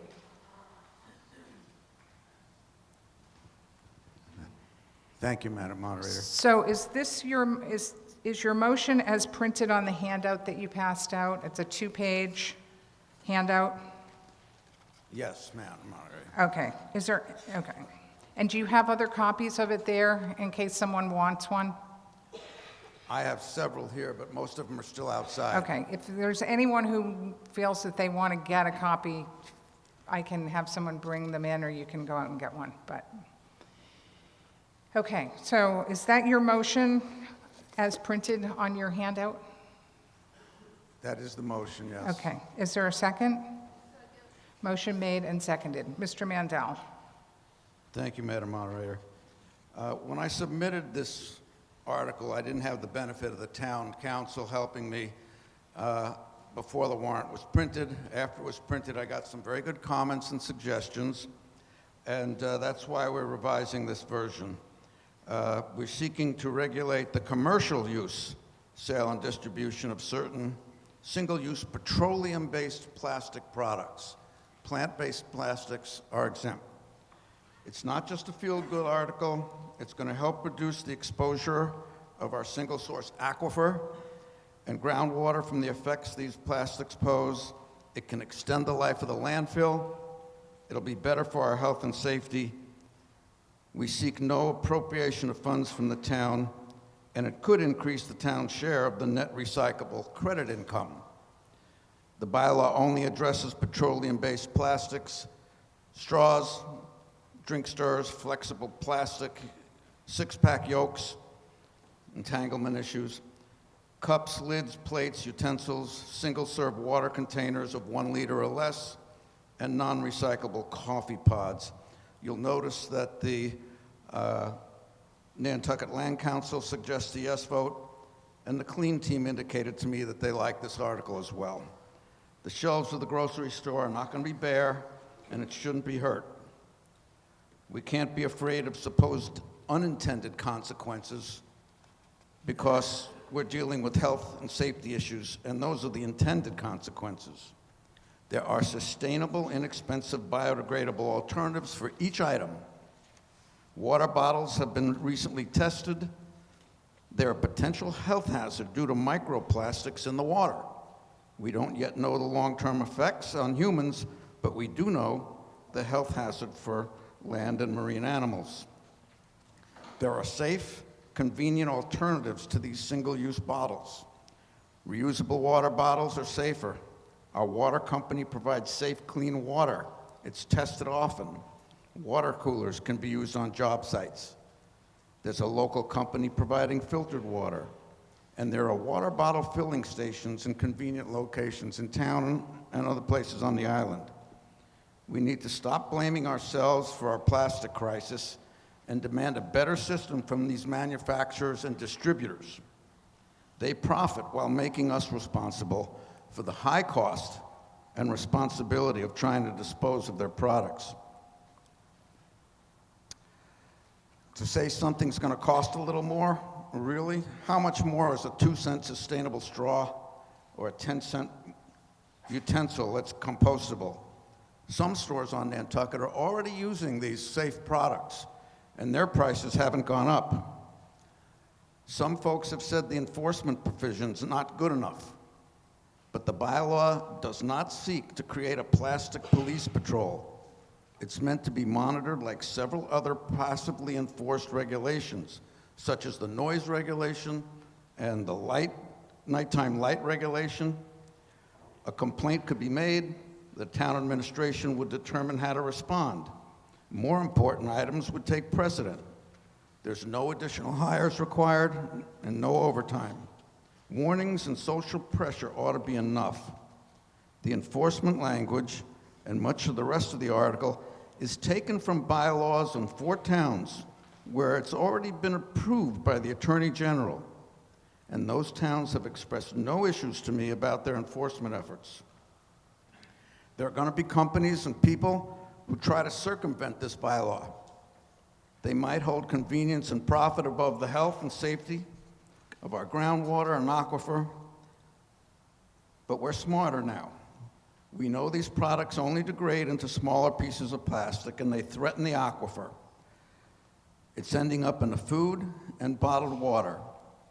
They contribute hazards to human health, marine life, wildlife, and the environment.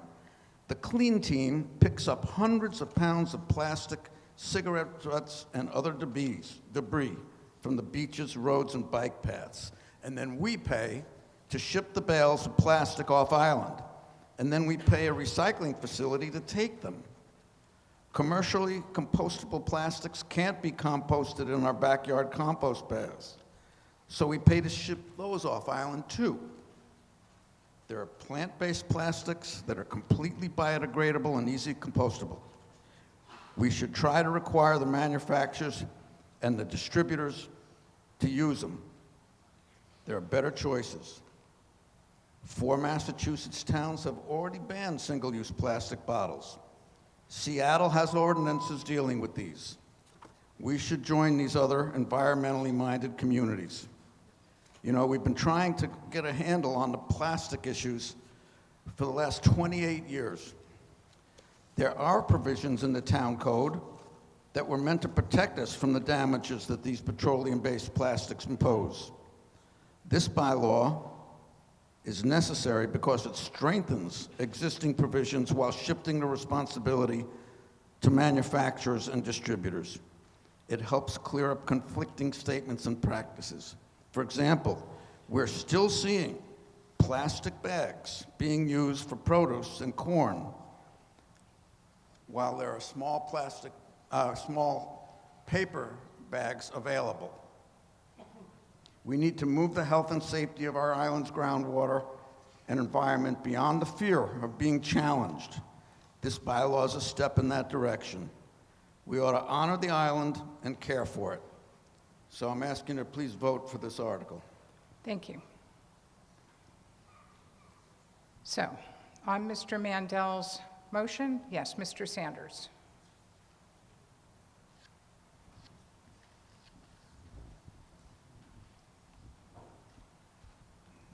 Thank you, Madam Moderator. I would like to see this article pass, but I would like to offer an amendment to make it more passable. I would like to see six-pack can and bottle flexible yolks removed, and also the single-use non-recyclable coffee pods removed from this article so that we could address those two uses at a later date. Because right now, the technology exists to eliminate six-pack can and bottle flexible yolks, but right now, a lot of the alcohol distributorships do not offer that technology. I believe it's used in one bottler, and it's an obscure brand. And then the single-use non-recyclable coffee pods. A lot of people know I work in the advertising business. I actually work for Keurig, and I know what a hazard those things can be. As a member of the clean team, I've picked up more than my share of those Keurig coffee pods on the beach. But I also know that there are probably a few people in the room here who love their Keurig machine and would vote no to this article if that was still part of this article. So, Keurig's working on a recyclable coffee pod. Other people are, but those two uses are right now not something that we can eliminate from our waste stream easily. And I really would like to see the intent of this article go forward. So that's my amendment. Is there a second on Mr. Sanders' amendment, which is to delete six-pack can and bottle flexible yolks and single-use non-recyclable coffee pods? Okay, that motion has been made and seconded. So on Mr. Sanders' amendment only. Okay, this requires a majority vote. A yes vote will adopt the amendment. A no vote, excuse me? Yes, Mr. Mandel. Regarding the six-pack holders, these are dangerous animal entanglement problems. They degrade into smaller pieces of plastic that are ingested by birds, marine animals, and wildlife. They litter our beaches, moors, roads, and bike paths. They can't be recycled. They cost us money to ship off the island. There are sustainable alternatives that beverage manufacturers, distributors, and vendors already have. For example, six-pack beverages can be packaged in cardboard packages and holders. Many already are packaged that way. There are actually holders that are made from barley and wheat byproducts left over from the brewing process. They're strong enough to lug 6 cans of brew around, and they're safe for marine animals to ingest. They naturally decompose, and they're not an entanglement concern. We ought to make our vendors use them. As far as the coffee pods are concerned, it takes hundreds of years for that plastic cup to start to decompose. These entire pods are thrown away in the trash, in the household trash, and they end up in the landfill. There are alternatives. There are biodegradable alternatives. You've seen them out on the display outside. They can be basically turned into dirt within months after being disposed of, and they don't cost any more than the non-decomposable types. There are several makers of these completely sustainable pods. The grocery store ought to stock those. And there are reusable coffee pods that leave no plastic waste. I don't agree with this proposed amendment. I understand the spirit of it, but we got to stop poisoning our landfill and our groundwater. Thank you. On Mr. Sanders' amendment. Okay, seeing no hands up. Mr. Kopko?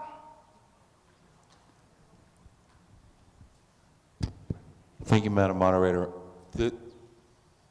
What this article is trying to do is laudable, and I applaud Mr. Mandel for putting it forward. But I think Mr. Sanders has a good point, because I think we should get this passed as a start.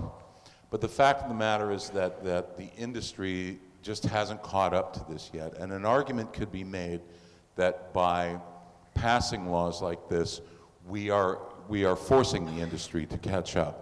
And I think that's a good point as well. But the fact of the matter is that if you walk through the Stop and Shop, there are hundreds of products that are packaged in six-packs, juices, seltzers. My understanding is that there are also some alcoholic beverages that are also packaged this way. But at this point, the industry hasn't caught up with this, and it's going to be a real hardship on the Stop and Shop, on our neighbors' package stores, and ourselves, who are going to be not without these products if they're suddenly taken off the shelves. So I think this is an incremental process, and again, I think the goal of the article is good, but I would encourage everyone to vote for the amendment and pass the article as written, and as the industry catches up, we can revisit some of the other items. Thank you. Ms. Johnson?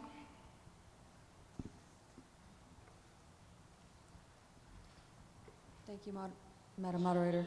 I'm a little bit confused now because the article says specifically that it applies only to commercial use, sale, and distribution. It does not apply to individual use other than as a guide.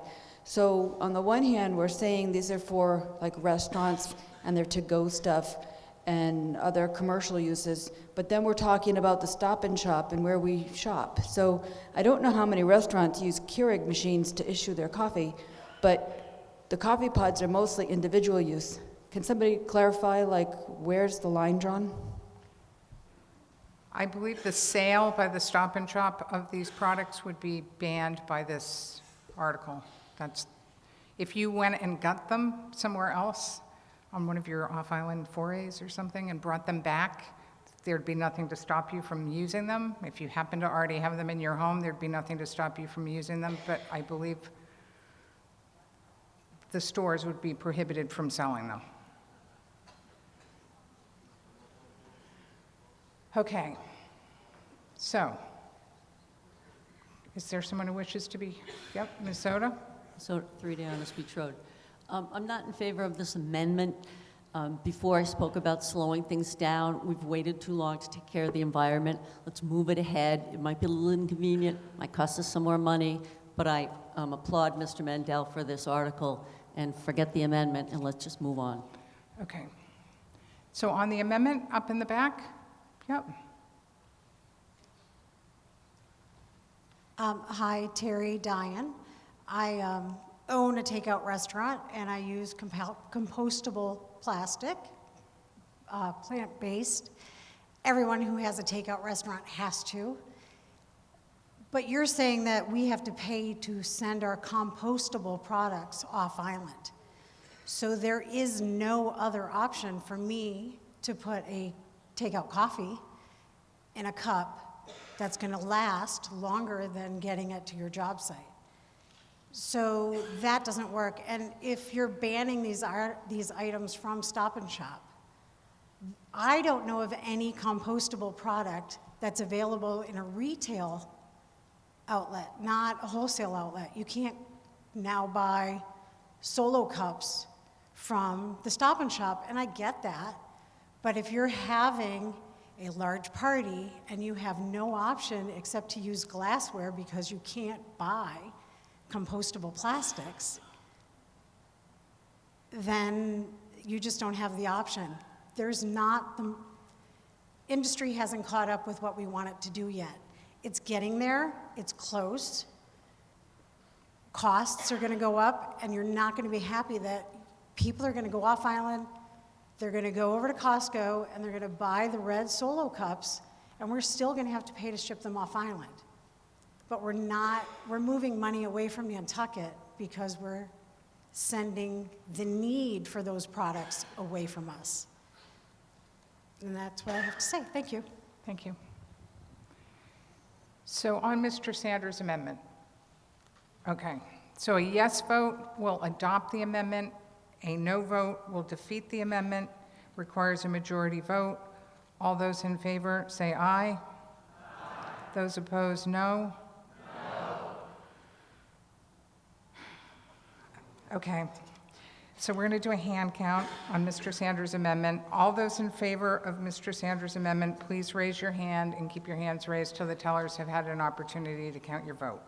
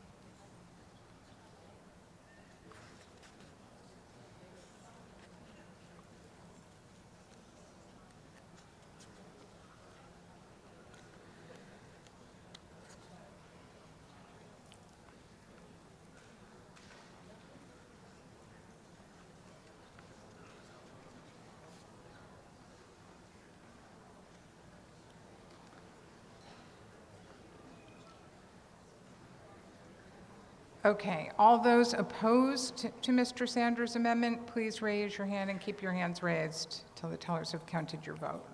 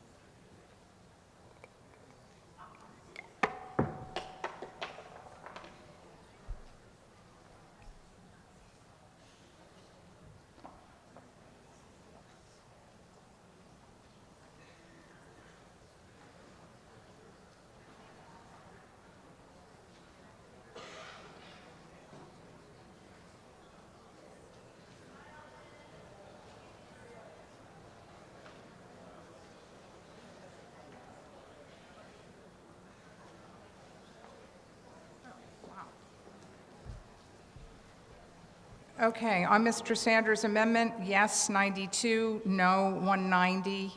That motion is not adopted.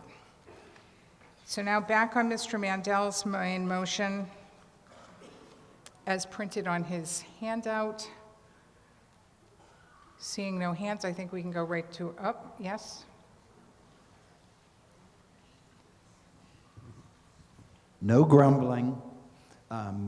Jamie Holmes, 21 Equator Drive. I am against this amendment, not because I'm against reducing plastic use. I think it's something that we need to do. We're not ready to do it. The first reason I say so is even though we're a very important island, this island doesn't consume enough to change the manufacturers. All it's going to do is cause the people who have to buy to go to very small boutique places that have gotten up to speed and be able to bring them in. So I don't think, as important as we think we are, we're not going to change manufacturing. Our volume is extremely low, and the reason our costs are so high is because we are very small volume.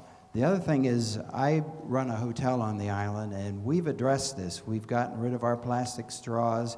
We've switched our cups that are thrown away to cups that are compostable. The ones that we use at the pool are hard plastic, and we put them in the dishwasher and reuse them again. And in our guest rooms, in a luxury hotel that's been for years, where you put a couple of bottles of water next to the bed and everybody's happy, we've gone to putting plastic bottles in the room that have our name on them, which we hope they take all over the world, hopefully not pollute the rest of the world, but tell everybody about us. And they like it and they use them, but there's still a good group of people who still want a bottle that they can take with them. They're not happy with being forced to use that bottle or to have their aluminum bottle. And we can't really afford at this point to give every single guest who arrives on the island an aluminum bottle as well. So I think it's good that we move forward with controlling our plastic use. I know Reese, who takes care of my product, does a very good job of separating it and getting it recycled. But I don't think this is going to solve the problem, and I don't think we're big enough as a consumer to change the manufacturer to allow us to have what we'd like to have. Thank you. Thank you. Yes, the woman up in the back of the first section. Yep. Okay, Campbell Sutton, 15 Appleton Road. So I just wanted to address some comments that were just made about our important position that, anyway, what this gentleman was just saying. I've just gotten back from a trip out west, and whether I was on airlines or in terminals or in hotels or inns, this movement is happening. It's happening in our country, it's happening in Canada, it's happening throughout the world.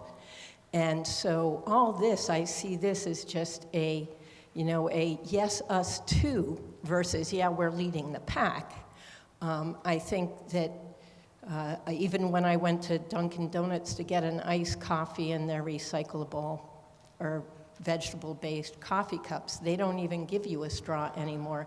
You specifically have to ask for one. So I think that this amendment or this article is just trying to bring Nantucket on board with where the rest of the world is going. That's all I have to say. Thank you. Thank you. Up in the back. Mr. Glidden. Tobias Glidden. I just wanted to say that I remember very distinctively as a youth going to the dump with my mom, and it was really cool because it was a big pit, and you just kind of watched the take it or leave it, and things would just get pushed into this pit. And then later on in my life, I got to see the hill of the dump grow, and then as a member of the Board of Selectmen, I got to tour the dump and examine the amount of plastic that actually makes up and comprises soon to be one of the highest points on Nantucket. And I just have to say so strongly that I 100% agree with this article. I think we need to take leadership on this, and I think we need to communicate to every single person who comes here that we do not support this, that it costs us a lot of money, and it's not good for anyone. And I recognize that it's going to be a challenge to enforce, but I think there's benefits of going through this process and saying, this is something we stand for as a community. And I totally applaud Bruce for bringing this article forward, and we need to be a community that leads on this, and so let's do it. Thank you. On the main motion, anyone else? Yes. And then I'll come back to you, Mr. Kopko. Yeah, Christopher Scahill. I just want to clarify, the drinking water in a single serve, what about Coca-Cola or orange juice or anything like that? Is that included, or is it just the drinking water? Just drinking water. So it's okay to serve Coca-Cola in a single use? For the moment. I would have thought it would have been best to preserve drinking water. in single serve? Just a thought, as it's supposedly a fairly healthy product. Thank you. Thank you. Mr. Kopko?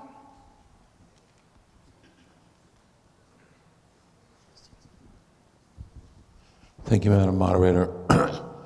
Again, I laud the effort of this article. It wants to take us to a good place. It's unfortunately imperfect in its time right now. We have some representatives from the Stop and Shop here in our non-voting taxpayers section. I'm sure they could tell you all about the drastic effect that this would suddenly have on their business at the Stop and Shop, your ability to buy things at the Stop and Shop.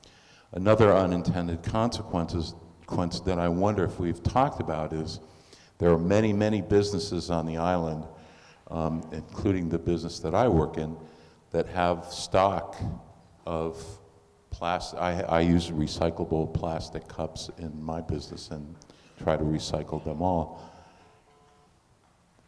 What's to become of all this stock that everybody has on the island? Presumably it will go into the recycling or into the garbage or somewhere. So I think that the article is trying to get us to a good place and is just imperfect in this time and place. So I would urge you to vote against it for now. Thank you. Okay. On the main motion, any further discussion? Yes. You can just come up and take a microphone off the table if that works. I'm Joanna Roach. I think that this article is really trying to get us to look at the philosophy of sustainability, and while it's not perfect and it may not be enforceable, it moves us in the direction of conservation of plastics, which I think is incredibly important. And I think that if we don't take action, we're doing ourselves a disservice. And I also think that there are many solutions to how we can address all of these individual items. But the most important thing to remember is that we do live on a tiny island. And the thing that we have to protect is our land and our landfill. And to, as a group, decide that it's our island's philosophy to practice sustainability is really what we're voting on. The shelves at Stop and Shop will still be filled with things that are plastic, and we will still be able to buy things from Amazon. I think what we're doing is making a commitment to use less plastic. Okay. Is there anyone who hasn't been heard? Mr. Lowell?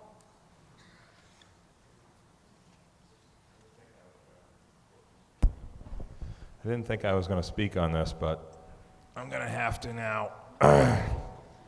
You know, I'm your loyal steamship, one of your loyal steamship reps, and one of the things that I have really tried very, very hard to do is keep the baggage carts from becoming policed too much for us locals to bring our stuff back to Nantucket. I'm a little nervous because I succeeded this year in getting that to stop. I'm afraid they're going to be full of water. 8.33 pounds a gallon waterways, just so you know. What Joanna just said, I'm respectfully disagreeing with her, but I respect her position, is Amazon is bringing semi-trailers of air to Nantucket every day, because there's very little product in a box. There's a lot of air on that trailer. There's a lot of water coming to Nantucket in trailers every day, about 12 pallets of water, so I'm guessing. I don't have the exact number. 2 Stop and Shop friends of mine are sitting right there, but I bet you between all the vendors, it's 12 to 14 a day in the summer. I love Nantucket water. We have the best municipal water probably in the United States of America that's coming out of our faucet for $4 for 786 gallons. I fill my same old water bottles over and over. I actually take it in my suitcase off island. But I tape the lid with blue painter's tape. No, I can tell you, no Democrat's going to beat this Republican with recycling, I can tell you that. I'm just having a laugh, but I have to do it. I wash straws in the dishwasher. The Cumberland Farm straws last about 30 washes before they crumble, just so you know. The paper ones don't make it to your car, just so you know. So I don't know where we're going. We banned balloons in about 2 minutes with the same emotional discussion, but the balloons only affected parties. This is different. This touches everything. I go in restaurants every day. Those vinyl gloves, you want to know how many cases a day one restaurant uses of those? It's scary. I can be there for a half an hour and I watch one person take the gloves off over and over and over. And I'm like, can I cut a carrot before I hit my house and then cut a cucumber without having like gloves on? It's unbelievable. So there's a lot more waste out there than just this little issue that we're talking about right now. I think that the products are going to get better. I do agree with everything that everybody's saying. I just think that this is a big swoop of a move before the products are on the market that can make this a little better. And the education. I haven't heard that word yet. Educating people that come here that our water's really good. You're in Stop and Shop. I think Stop and Shop would rather sell less water by education than ban it. Thank you very much. Thank you. Mr. Miller? Thank you, Madam Moderator. Bruce Miller. I 100% agree with the intent of this article. I also 100% agree with most of the objections that have been raised to it.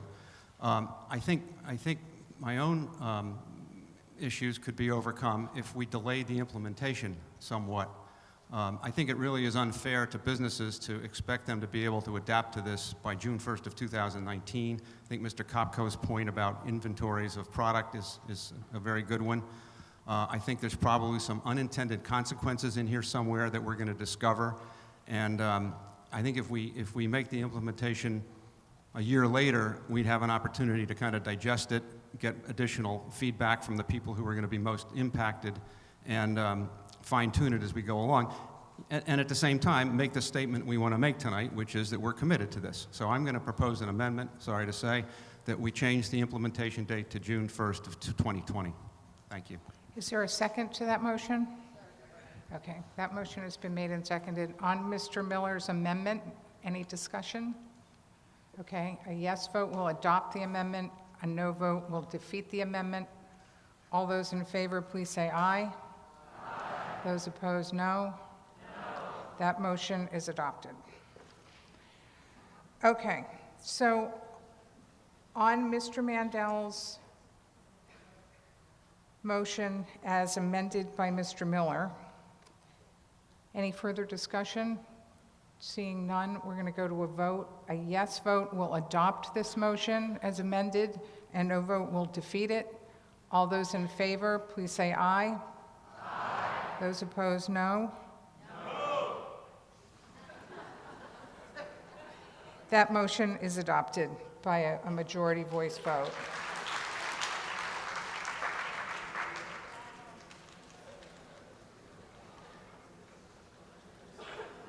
Okay, so now we're going to temporarily adjourn ATM 1. And we're going to open, STM 1, and open Special Town Meeting 2. There are only 3 articles in our Special Town Meeting 2, and I think all 3 of them people want to discuss. So I'm not going to call the articles. I'm just going to go right to Article 1.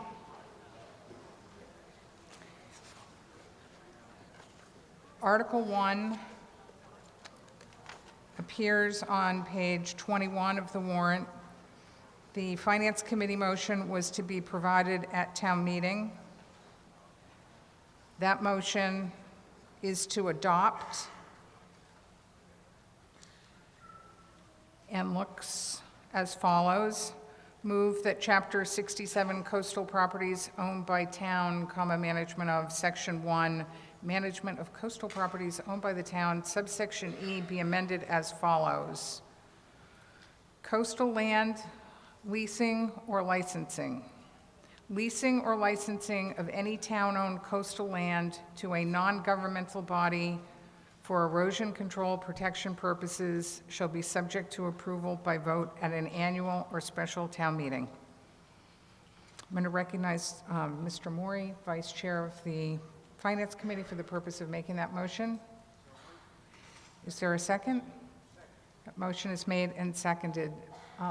Mr. Maury, did the Finance Committee want to make any statement, or should I go directly to a sponsor?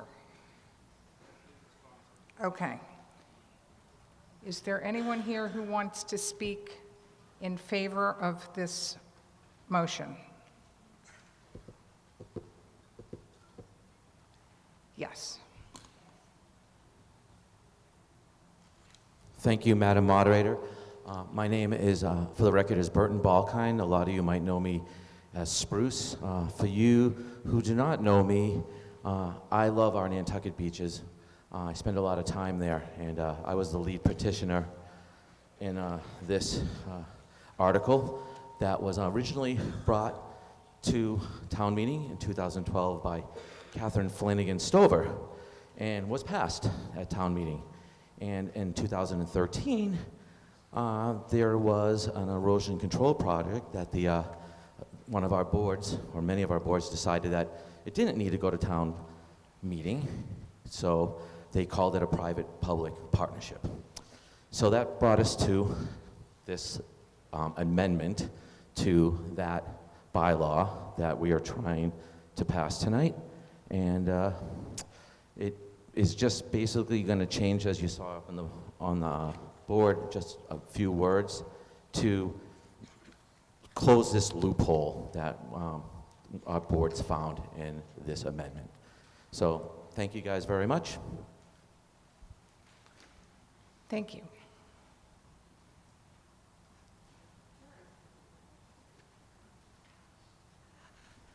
Okay. My name's Judith Wagner. I live in Quidnet. I'm a member of the planning board, but I'm speaking for myself only.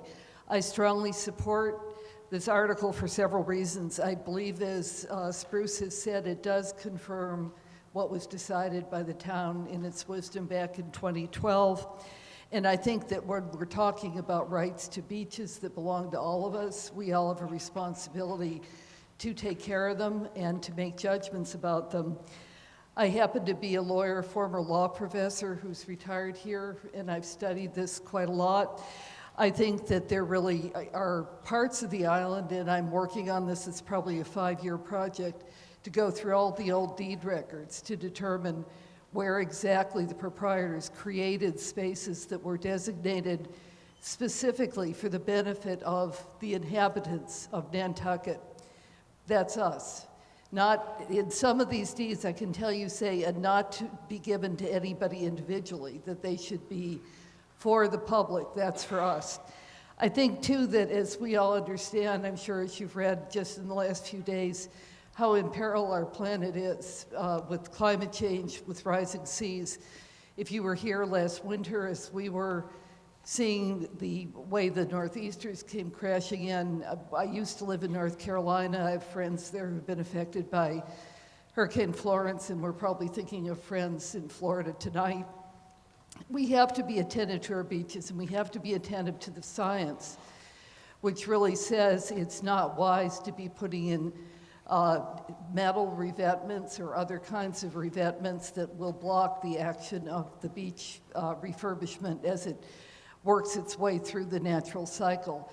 So I really think it's appropriate to close the loophole, as Spruce has said. I also think that we're in the midst of a coastal resiliency process, studying that. I hope if you haven't been able to go to some of those convenings that have been held over the last several months, you'd consider doing that. We're going to have some very hard decisions to make about what areas we need to step back from, what areas we need to protect. I believe that this proposal is very clear in saying any public infrastructure, things that are of great importance to the public, are not adversely affected or not going to be slowed down by action of the effect of this proposal, which would simply call for the public to convene in town meeting. And I think it's very important that we hang together lest we hang separately. I fear that we're in a time where there can be great balkanization, as we've already seen in politics.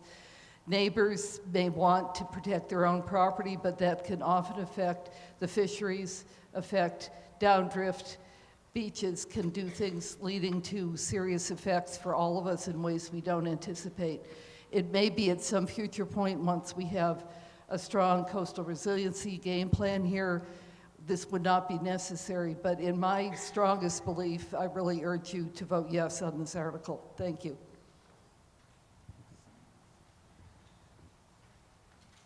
Mr. Saperstein? Lee Saperstein. Thank you, Madam Moderator, colleagues.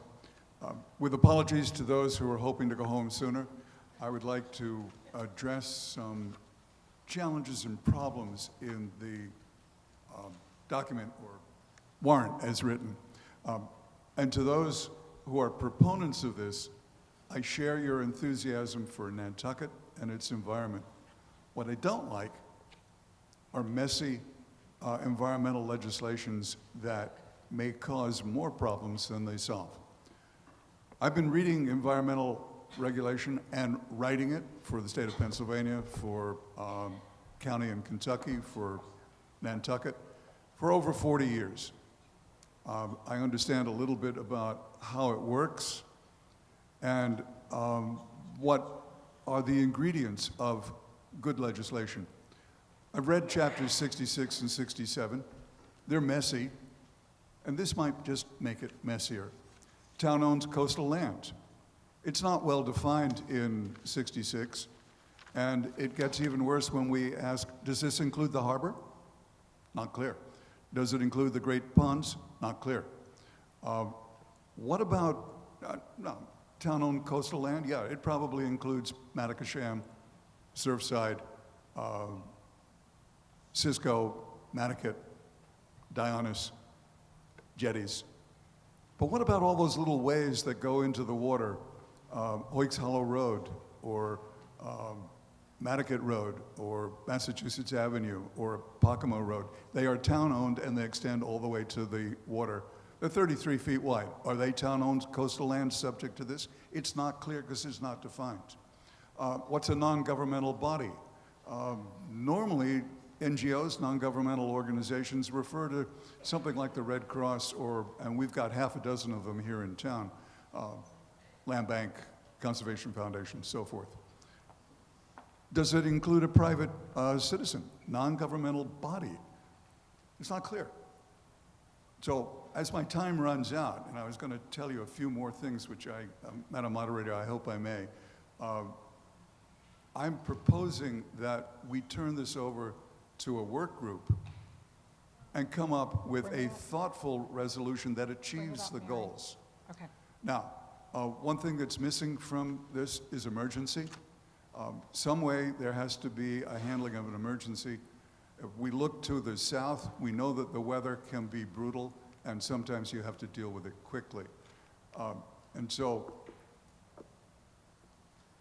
just a couple of other little things. In the Constitution of the United States, Article 1, Section 9, Clauses 3 and 4, it bans ex post facto legislation.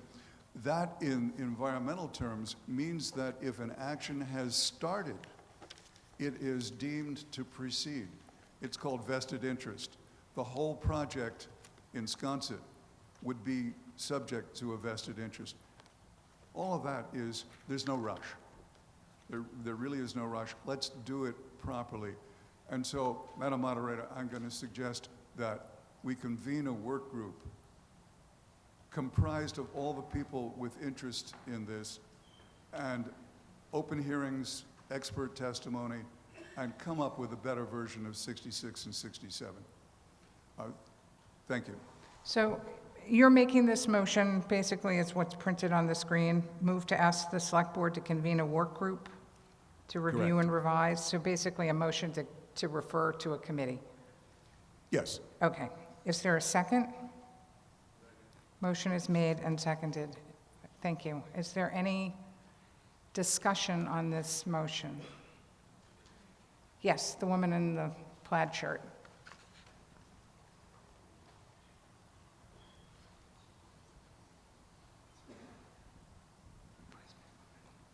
I do have other points to make later, but it seems to me that to form a committee to study this, I think that's already being done with the Board of Selectmen and Concom. We've been at numerous meetings of both. So I think to form another board, and there has been expert testimony both with the Concom and the board, the Select Board. So to do another one just seems redundant. Thank you. Okay, I have more to say, but Well, I guess after this is voted. Okay. On this motion to commit, way up in the back? You might have to come down and...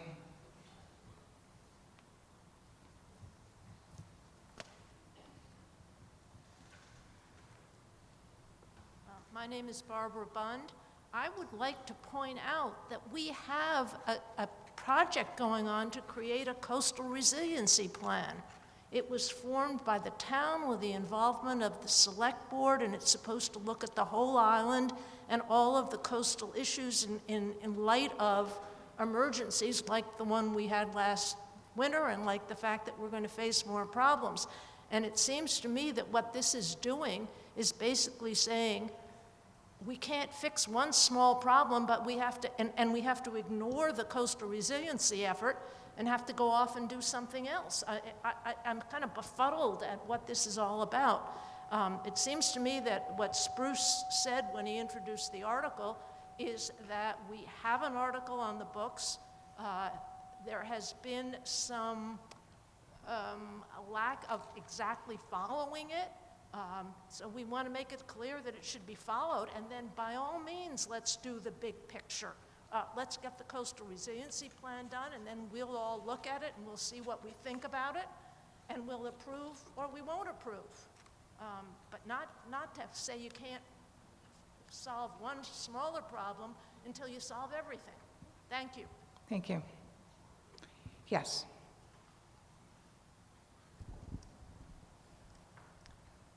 If I may, Jen Erickson, if I may read what this refers to. Section D says the duration of the moratorium shall remain in effect until the earlier of December 31st, 2013, or such a date as the comprehensive coastal management plan for the town of Nantucket has been established, which is in process now. Thank you. Okay, so on the motion to refer to this committee, I see no further hands. A yes vote will adopt the motion. A no vote will defeat the motion. All those in favor, please say aye. Those opposed, no. That is not adopted. Okay, so back on the main motion on Article 1. I think we can go to a vote. A yes vote will adopt. Oh, yes, I'm sorry, I'm coming back to you. Yes.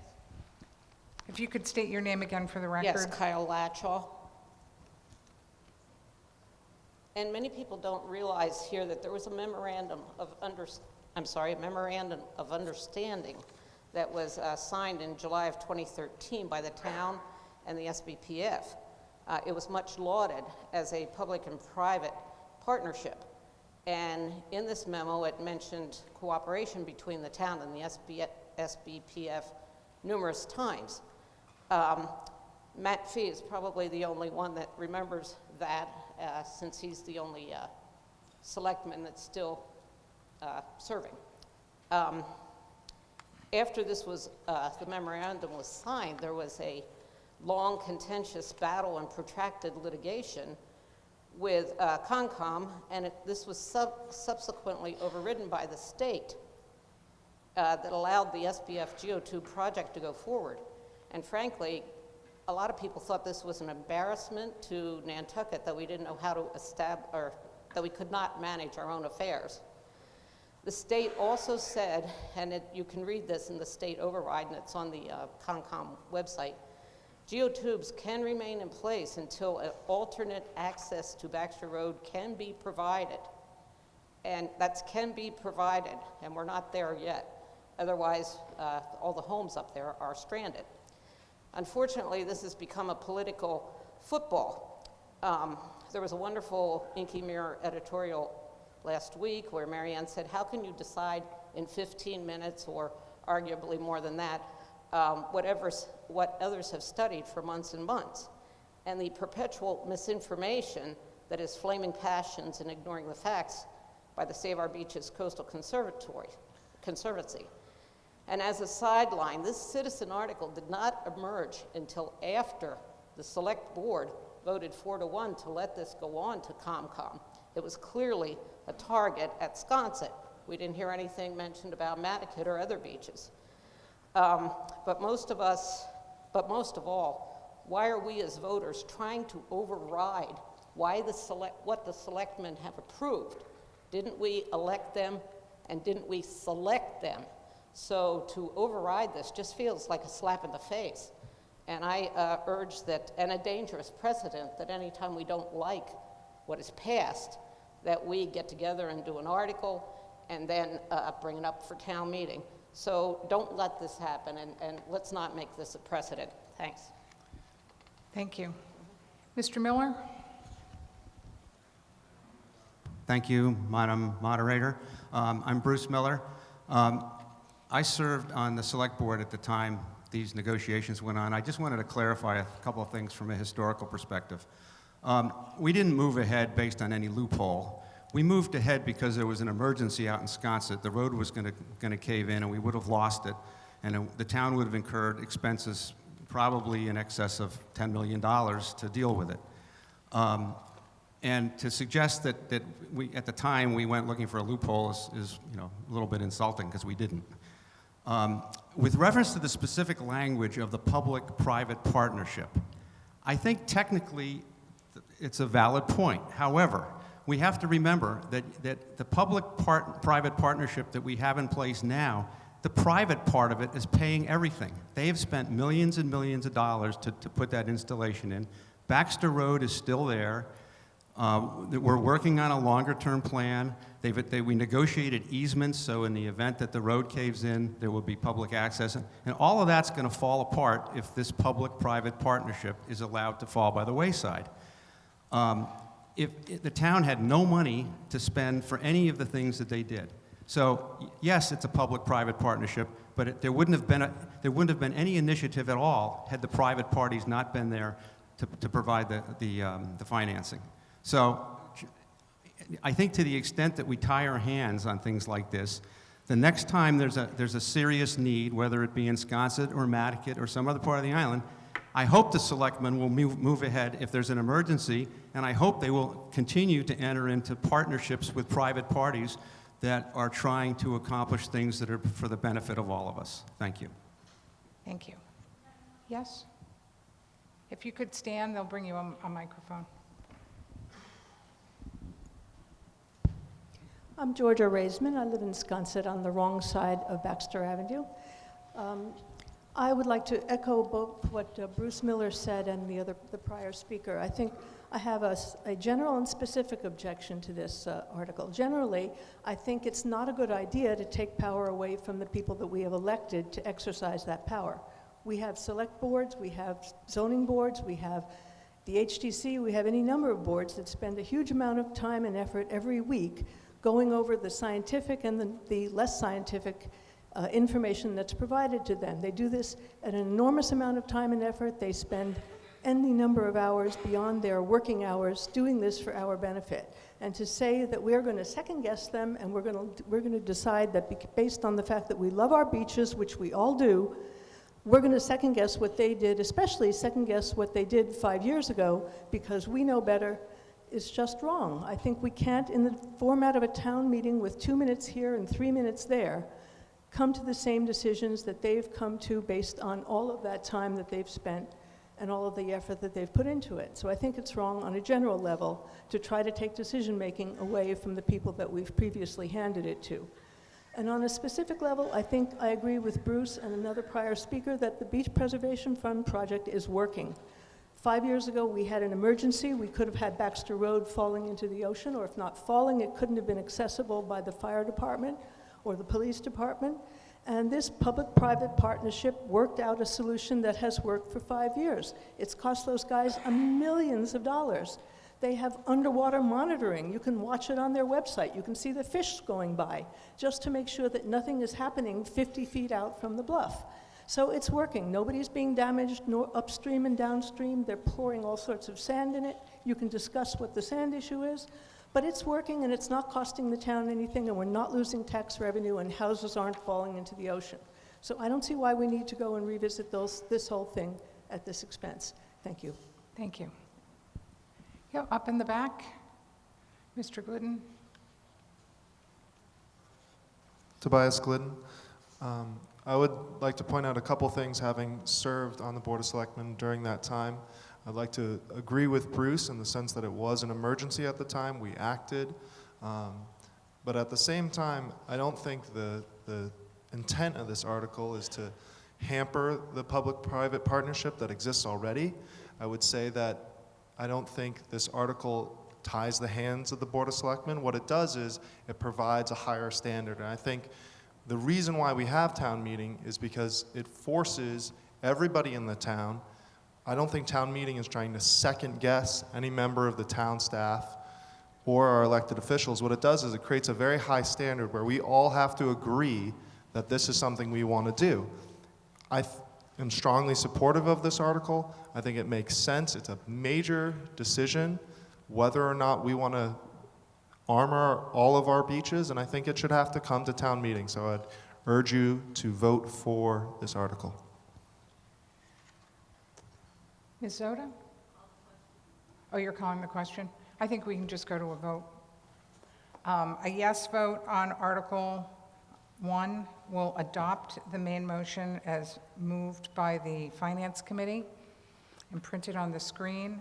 A no vote will defeat that motion, requires a majority vote.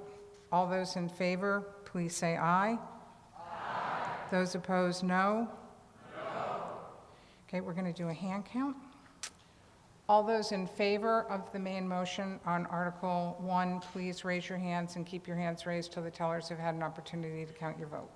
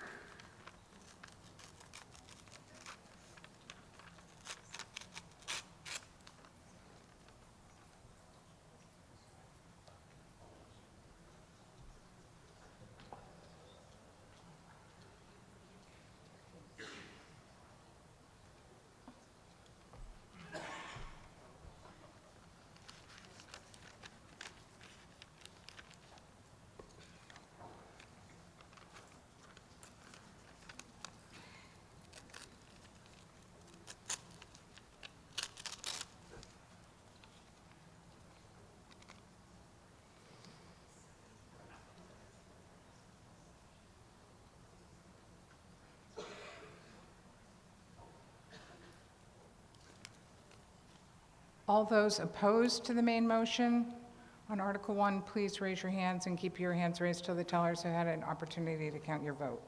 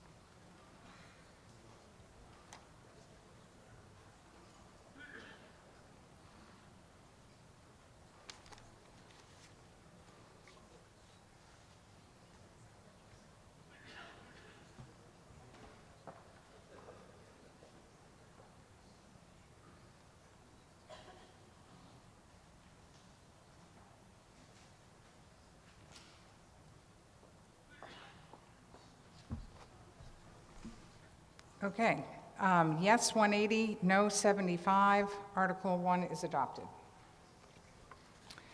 Article 2. Article 2 is a zoning article. The motion was to be provided at town meeting.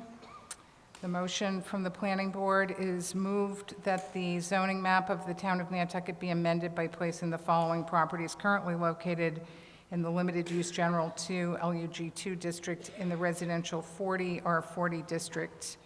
And there follows 4 properties, 9, 7, 5, and 3 South Shore Road.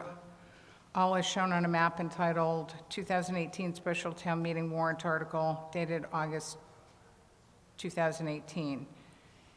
And then we have a planning board comment, no?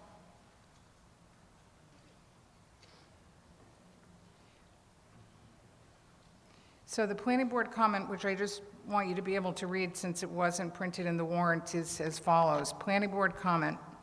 It is important for the voters to understand that pursuant to MGL Chapter 48, Section 5, a negative recommendation or failure tie vote of the planning board to provide a recommendation would have prevented any discussion about this proposal by the voters attending town meeting. The board debated the implications of this proposal and its recommendation options at length and determined that a community discussion at town meeting was warranted. Therefore, a positive motion was provided. This motion should not be interpreted as a majority opinion that the board endorsed this proposal. In fact, opposition from board members was expressed at the public hearing and may be presented at town meetings. Voters at 3 past town meetings have reviewed and turned down similar proposals for these same properties, and that point weighed heavily on the board. The pending comprehensive permit application was also a factor in its deliberations. The board respected the good faith effort of the proponent of this article, as well as the many signatories to this petition to bring forward a potential alternative option for the development of the subject site.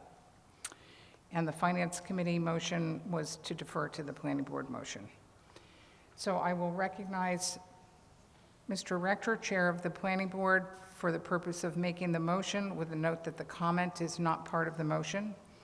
Is that your motion, Mr. Rector? Is there a second? Motion is made and seconded. Did you wish to speak? Okay. Thank you, ladies and gentlemen. Barry Rector, Chairman of the Planning Board.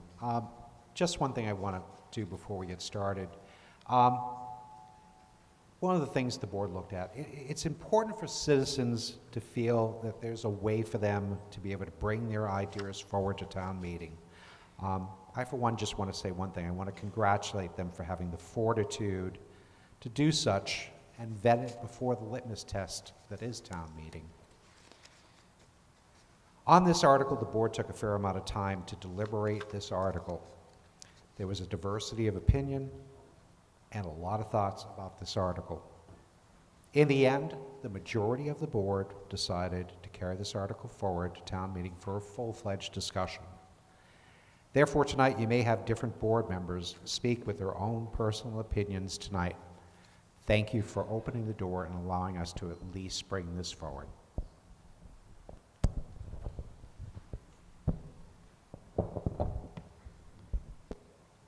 Ms. O'Neill? Okay, Mr. Lowell?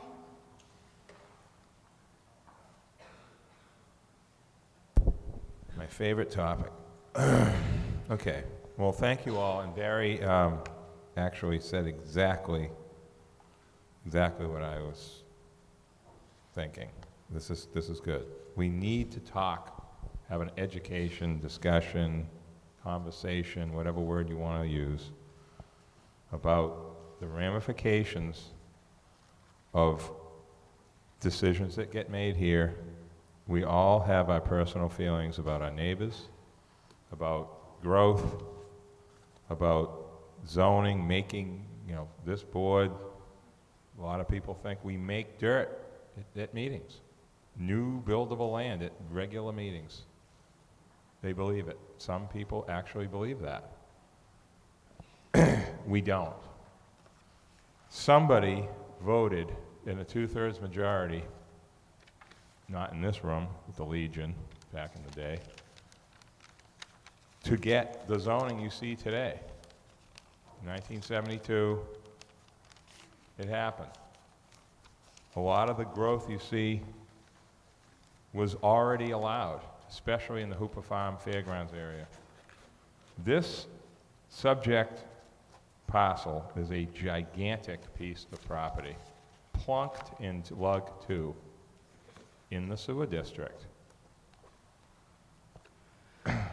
We had 5 chances to change the zoning to 1 acre. We denied them every time. Here we are with a big, gigantic 40B. This article isn't going to change a thing. It probably isn't going to change anything to do with the application that's before the ZBA right now.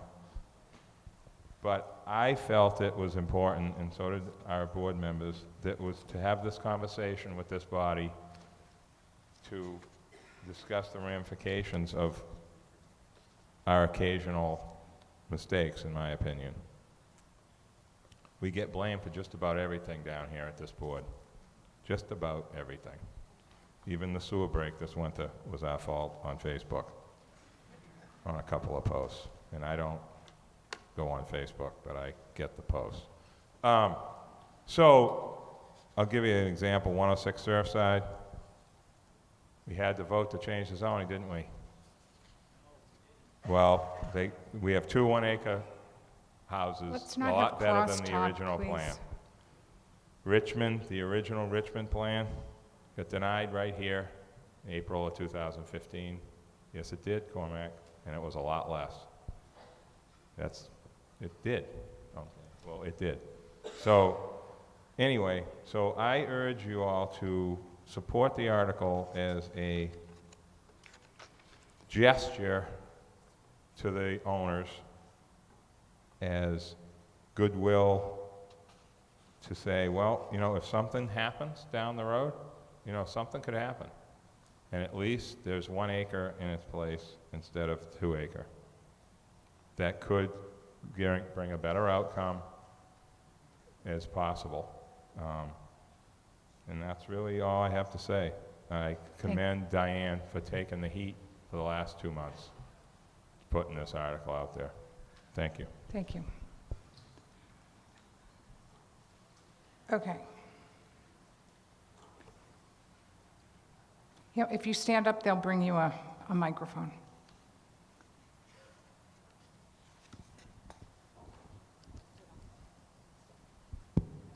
Hi there, Megan Perry. I would like to say that I don't believe we should be voting for this change. It's been voted down 5 different times by the citizens of Nantucket. This does nothing but offer the developers 2 pots of gold for no concessions. They have not given any contract saying that they will confine to the current zoning regulations if we change it to 1 acre zoning.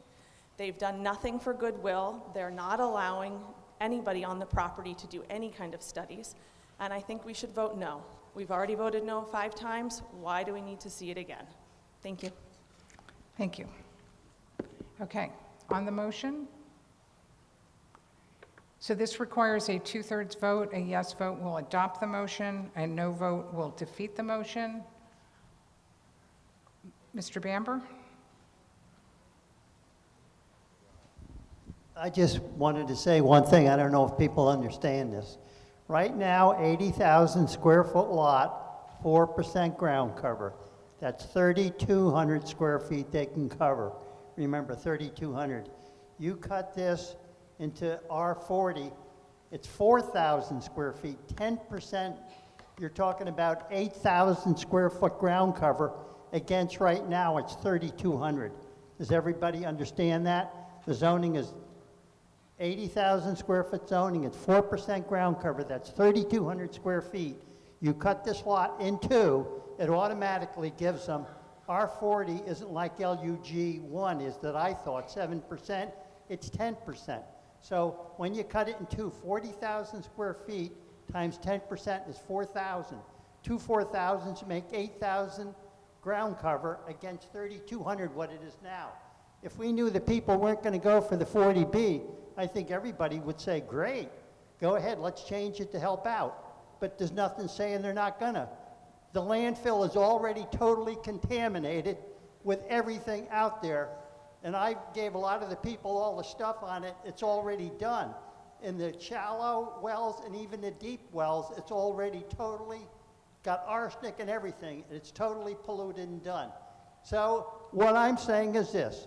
I got up at the other meeting the other day at the first 40B saying there's 961 lots out there on this island right now that people have the right to build on, and some of them were approval required subdivisions that were approved years ago. And if this goes through, today I got a new map, there's not 961 buildable lots anymore, it's 1,054. They just did an update on it, the town did, the assessors, within the last 3 weeks. So what I want to know is, are those 1,054 lots going to be ahead of a 40B if it goes through that people have been paying taxes on all these years? I asked the planning board what they thought, and Andrew Vorst came up with the idea that the 40B would be in front of those people that have been paying taxes for years. And Leslie Snell agreed when I met with them in a meeting. Yes. My moral of the story is, I think lots that are already approved in there should have a preference over whatever they might create here now that people have been paying taxes on for years and years. I'm just trying to get us to stick to the subject matter. Okay, good. Okay, thank you. Okay. So on the motion to change, on this motion, a yes vote will adopt the motion, a no vote will defeat the motion. It does require a 2/3 vote. All those in favor, please say aye. Aye. Those opposed, no. No. That motion is not adopted. Okay, before we go on to Article 3 of the Special Town Meeting 2, we're going to go back to Special Town Meeting 1, and we're going to vote on Articles 4 and 13. These were articles that weren't called, that don't require the 5% quorum. So I'm going to recognize Mr. Maury for the purpose of making the following motion. Move that the following articles be voted in accordance with their recommendation by the Finance Committee and the Planning Board as printed in the Special Town Meeting 1 warrant, October 10, 2018. Articles 4 and 13. Is that your motion, Mr. Maury? Okay, is there a second? Okay, motion is made and seconded. I should just check. These are all bylaws, so this is just a majority vote. A yes vote will adopt the motion, a no vote will defeat the motion. All those in favor, please say aye. Aye. Any opposed, no. Okay, that carries unanimously. Thank you. Back to Special Town Meeting 2, Article 3, appears on page 22 of the warrant. The Finance Committee's motion was to be provided at town meeting. That motion is coming.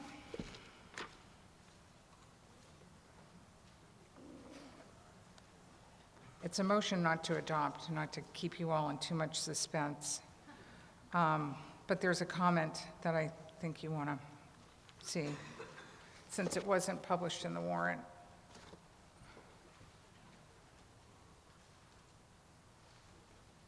Okay, here we go. Article 3, Finance Committee motion moved not to adopt the article. Finance Committee comment. The Finance Committee, following information provided by the proposer in a public hearing and after extensive discussion, voted not to adopt Article 3. The Finance Committee believes that this article is not in the best interest of the town. There are 4 principal reasons for this recommendation. First and foremost, the Select Board, acting as the Select Board, County Commissioners, and the Sewer Commission, is elected by the voters to manage the affairs of the town. There is no evidence that the Select Board is not executing its responsibilities appropriately, including in the use of town land and roads for sewer installations. This article would unnecessarily constrain the Select Board's ability to do its job for the residents of the town. If the goal of the proposer is to reduce the volume of sewer connections, there are other mechanisms available, proposing to change or limit sewer districts, for example, that would have a more targeted impact. 3, if the goal of the proposer is to limit overall development on Nantucket, there are other ways to accomplish that. This article is something of a blunt weapon that could result in unexpected knock-on effects by requiring town meeting votes on decisions best left to the Select Board Sewer Commission. 4, the article has raised some complicated legal questions and may not be enforceable as written.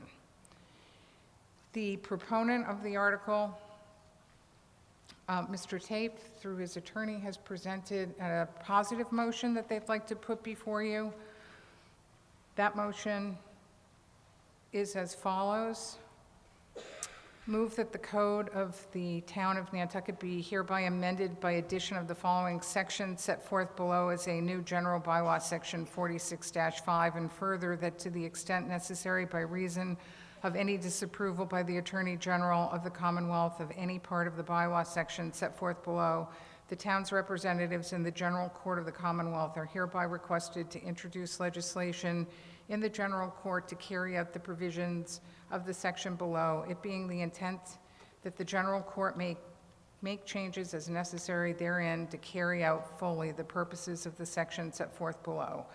Nantucket Code, Section 46-5, limitation upon the transfer or use of real property interests or interests therein owned by or under the jurisdiction or control of the town of Nantucket.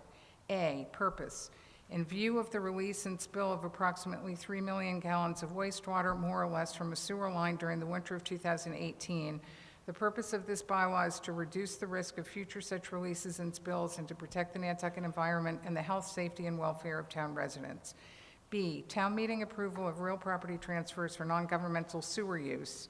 In addition to any other requirement applicable by law with respect to state or local permits or approvals, including in addition to and not in place of the provisions of Chapter 396 of the Acts of 2008, and notwithstanding Chapter 46 of the Town of Nantucket Town Code or any provision of the Town of Nantucket Town Code to the contrary, no act by the Town of Nantucket to transfer, convey, or allow the use of real property owned by or under the jurisdiction or control of the Town of Nantucket or interest therein or license thereto, however described, including grants of rights to use or occupy, whether by conveyance, lease, easement, grant, transfer, or license of any real property owned by or under the jurisdiction or control of the Town of Nantucket by deed, easement, grant, order, law, or otherwise, including but not limited to town streets and ways, land owned by the town, easement areas over which the town holds an easement for sewer or other purposes, shall be authorized or approved by any town board, commission, committee, or official, the foregoing hereafter referred to as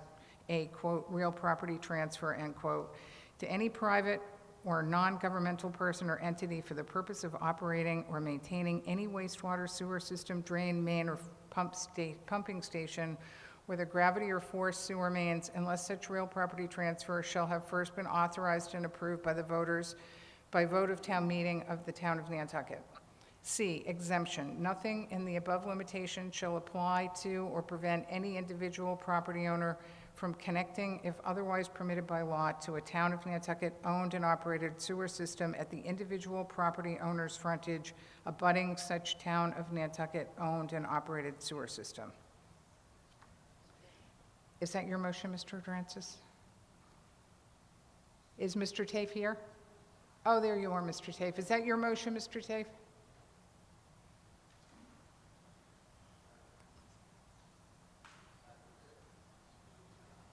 Hello. There it is. Patrick Tafe. Thank you, Madam Moderator. I'd like to move the motion as shown on the screen. Okay. Is there a second? Motion is made and seconded. Go ahead, Mr. Tafe. Okay. First, I'd like to start and say that the Land Council has given us a favorable recommendation on this article. But my sponsorship of Article 3 is from the result of having lived here for the last 39 years and a concern I have for our future. I believe we need to curb our rate of development to be more mindful of the island and create sustainable development. Article 3 as amended gives you, the people of Nantucket, a voice, and with each voice you will be able to vote as to whether or not a private developer can use your land for their gain. If you live on a private way in a sewer district that intersects a town road with sewer connection and you need to connect, this will not affect you. If you are a developer that has your own private road that intersects a town road with sewer line, you can connect if the line has the capacity, so this article would not affect you. More than the town's failing sewer lines have my attention. Our sewers have problems. Imagine if the break that happened last winter had happened 4th of July weekend. What would happen to the tourism industry? We would never be able to recover. The sewer system is a town resource that we all pay for. If it was free, you wouldn't have to pay when you have to hook up.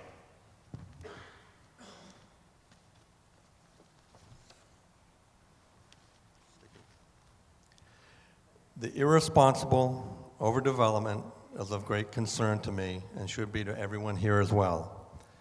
We just recently voted not to fund connecting Nantucket to the town sewer.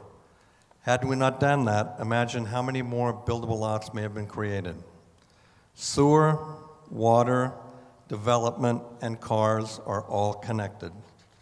The amended article before you now addresses the original one paragraph that was hard to digest into 3 paragraphs to eliminate any confusion when reading and interpreting.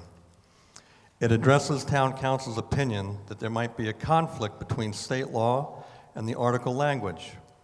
This amended version adds new language that authorizes the general court to amend those laws to carry the purpose of this article.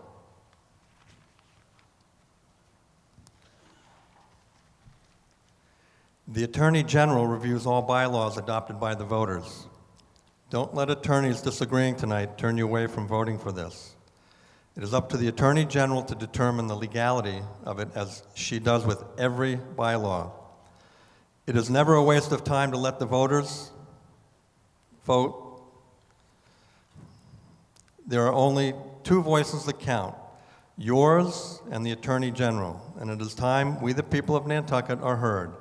The town boards have had decades to get this done, and they haven't, so let's try something new. Please vote in favor of this amendment, or this article, and send a message to our town boards that we want responsible development for a better future for a generation of Nantucketers to come. Thank you. Okay. Ms. Perry?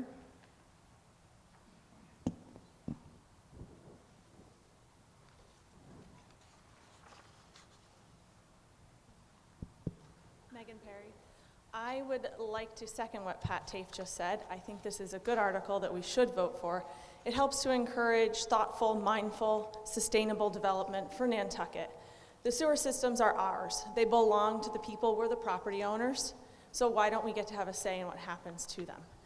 This article allows the responsibility to be on us, not just 5 people. It's too much responsibility for 5. I think it helps us move in a direction Nantucket needs to move into. And I encourage everybody to vote yes on this. Ms. Williams?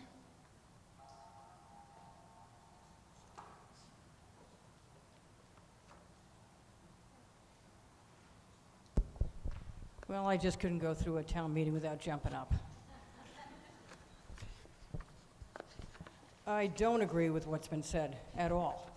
I agree with the FinCom's position entirely. We elect these people, we appoint these people to make these decisions as necessary. Nancy Wheatley, who was a sewer guru that we've listened to for many years here, who's not here this evening, has said multiple times that you should not control growth by controlling who gets sewer. Most of us have agreed with her over the years when there's 700 or 800 people in this room. I still agree with her that you cannot control growth by controlling who gets sewer. Multiple septic systems are not better. They're not treated, they go into your septic systems, they go right into the ground. It's inappropriate to vote in favor of this. I also object to getting something this complicated. I fell asleep halfway through the reading of it. at the last minute. Generally, we don't cotton to that much because it confuses the issue, and you're not exactly sure what you're voting on. I have been told just now that the moderator has said that changing this to a home rule petition is within the scope of the article. I have a real problem with that. Not her ruling on it, but I have a problem with changing the whole nature of this article at this late date. So I object to it in principle at the last minute. I find this ridiculous. I find it was targeted at a particular development, which it's not going to accomplish that. That 40B is going ahead. We have to make it the best 40B we can. Some of the factions are going to object to it and take it to court. That's not for me to say one way or the other. I worry about what's going to result if the state sides with the developer and takes away any provisions that we were able to gain. So I have a lot of problems with this article on that basis, and I think we need to leave these decisions to the sewer department, the selectmen, the planning board, the zoning board, and every other board that has to weigh in on any large project. Because there are going to be unintended consequences, I believe, for something like my little street. If we were to tie into the main going down South Shore Road, can we tie in? Can the 8 of us who live on that street tie in? So I think there's unintended consequences for small people that have already developed that are still on septics, that don't really want to be on a septic. So please vote this whole article down, particularly getting this at the last minute, and I don't understand a thing it said. I'm not that much of an idiot. Thank you. Yes, way up in the back.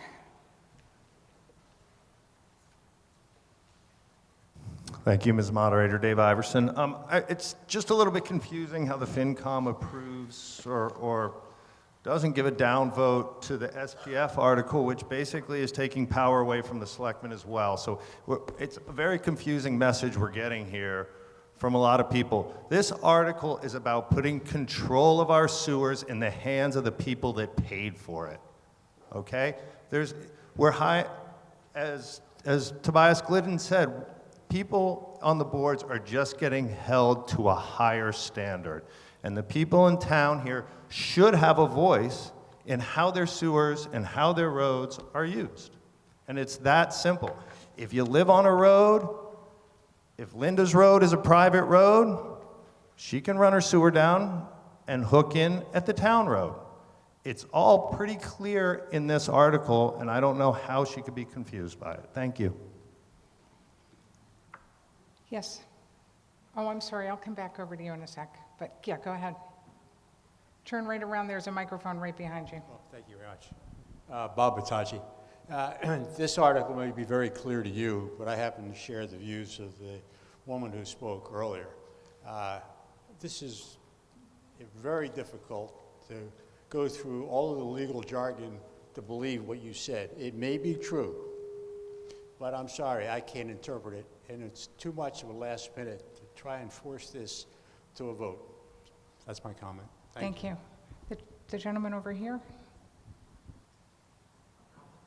A couple of comments. First of all, it's not disrespect to the selectmen. Everybody is unhappy. We saw about 800 people showed up at the Surfside discussion. Nobody's happy with the unbridled building that's going on in Nantucket now. So that's point number one. Point number two, it's not a question, obviously, of the sewers. It's a question of the unbridled building that's going on in Nantucket. There may be a better way of doing it, and I would like to hear it. But I'd like to read this. The state cannot overrule local decisions by town. And what I would like to ask the town attorneys is there a difference in Boston between what a local board decides and what the town decides? Is that a correct statement? Because if it is, then we should do something right now. If it isn't, then we'll be wasting our time. I'm sorry, sir. Could you repeat that question, please? Is there a difference when you go to appeal in Boston between what a local board decides or what a town meeting decides? So I think you're asking whether or not this bylaw, if it's approved, would, would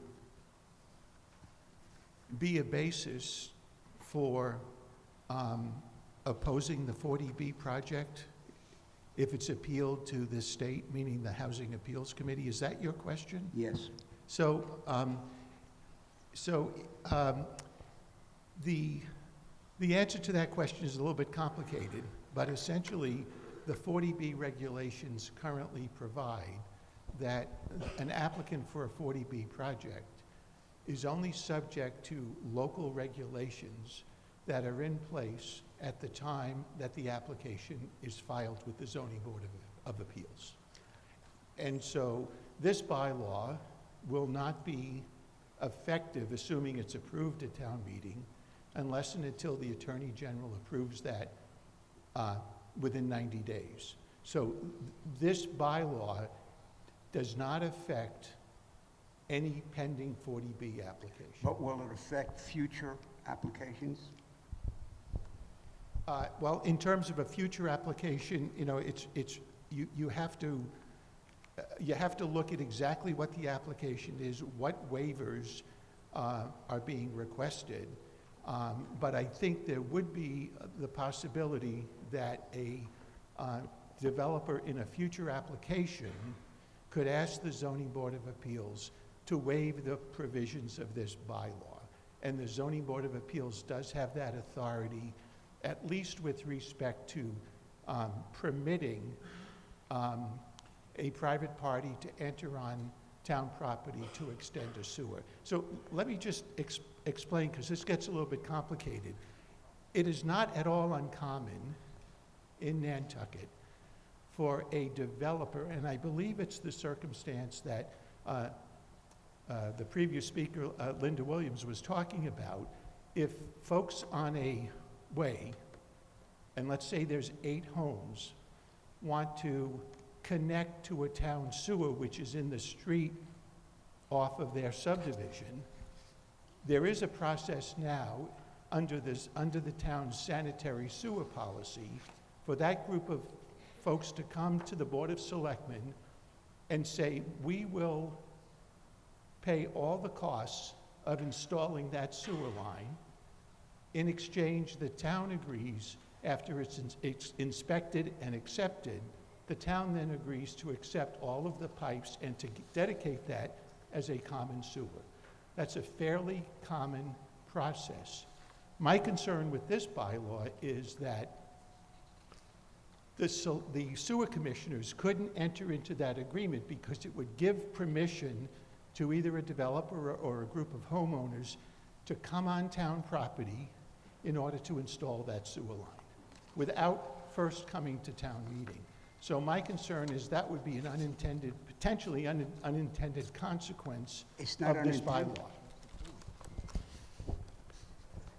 I don't want to hog the time, but what I'm trying to get at is 2 questions. Number one, it's not a question of really sewers. Everybody here knows the issue is the unbridled building, and that's what we're trying to get to. And the other thing I would like to ask you is there a difference when you get to Boston on the 40Bs? Is there a difference between what a local board does or what the town meeting does? If the town meeting has more heft when it gets to Boston, then we could probably work something out, if it's not sewer, some other way to have control over the building. Thank you.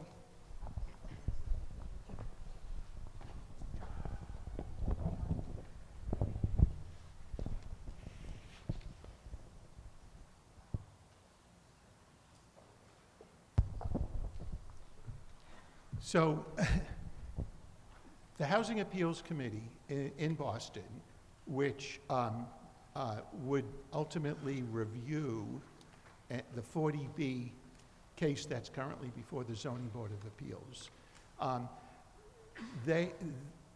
the Housing Appeals Committee takes the position that they can override local bylaws that, with respect to granting permission for someone to enter on town property to install the sewer line.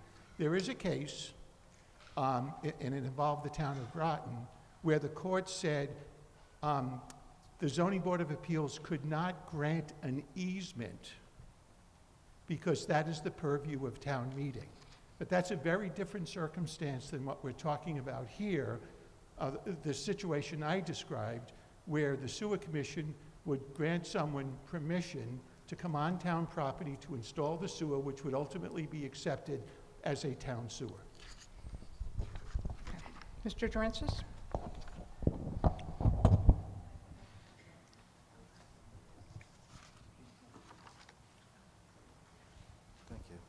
Thank you. My name is Paul Durensis. I'm here representing the proponents of the article. As mentioned, there is a Supreme Judicial Court decision that told the Housing Appeals Committee that it cannot do what the Housing Appeals Committee wanted to do, which was to allow the use of town land. The point of that decision was that the Housing Appeals Committee's duties do not include the real estate issues. This article before you builds on that decision. It is trying to give you a way to prevent your boards from being overruled by the state. So the function of this article is to pose the question to you. Do you want the decisions regarding town property to be made in Boston, or do you want it to be made here on Nantucket? If you want it made here on Nantucket, this article will give you a tool to accomplish that. If you want it made in Boston by state agencies, then you want to vote no on this article.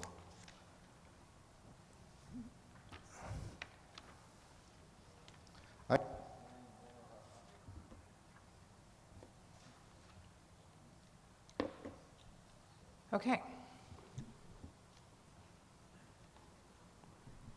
Mr. Iverson? Again, oh, no, I'm sorry. It's not. It's Mr. Tafe up there again. I'm sorry. This article is more than just about sewers. It's about the overdevelopment of our island. I'm sure everyone had a great summer in traffic this year. I think it was the most traffic that I've seen in my nearly 40 years living here. Build more houses, bring more cars. This is one tool that we have that, once approved by the Attorney General, we have and it's ready to use. Our boards do not talk about slowing development, controlling development, curbing development, limiting cars. This is just a tool that helps us slow it down. It doesn't stop anyone from doing anything. It gives us the right to vote on whether a private developer does something here on Nantucket with sewers on our property. Thank you. I think before we're going to go to a vote, all right, we'll go up there. Yes? I'm sorry, what? Are you moving the question? Okay. I think we can just go to a vote then. A yes vote will adopt this motion. A no vote will defeat the motion. The motion is as printed on the screen and what I read into the record. It requires a majority vote. All those in favor, please say aye. Aye. Those opposed? No. So I guess we'll do one final hand count. I think it was adopted, but I know you'll just ask for a hand count anyway, so let's just do it and get it over with. All those in favor of Article 3, please raise your hands and keep your hands raised till the tellers have counted your vote. Once we've dispensed with Article 3, we're going to entertain a motion to dissolve both STM 1 and STM 2. I want to note that the following articles on STM1, we will have taken no action on because we failed to get a quorum. That would be Articles 6, 7, 8, 9, 11, 12, 14, and 15.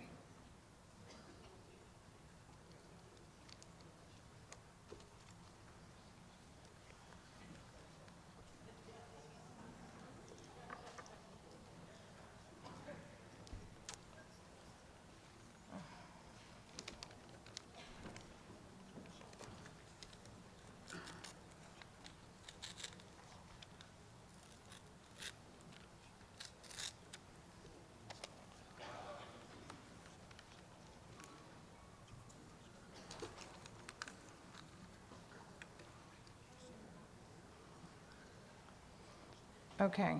All those opposed to the main motion on Article 3, please raise your hands and keep your hands raised until the tellers have had a chance to count your vote.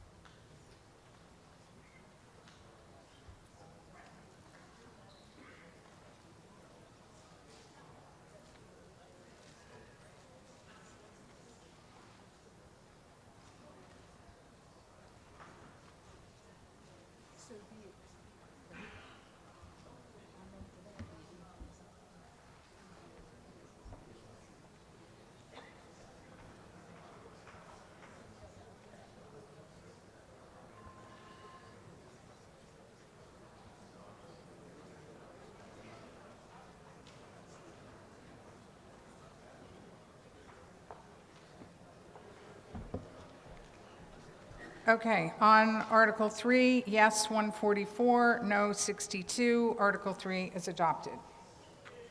So I will recognize Jason Bridges, Chair of the Board of Selectmen, for the purposes of making a final motion to dissolve Special Town Meeting 1 and Special Town Meeting 2. Is there a second? Motion made and seconded. All in favor? Any opposed? That is adopted unanimously. Thank you very much.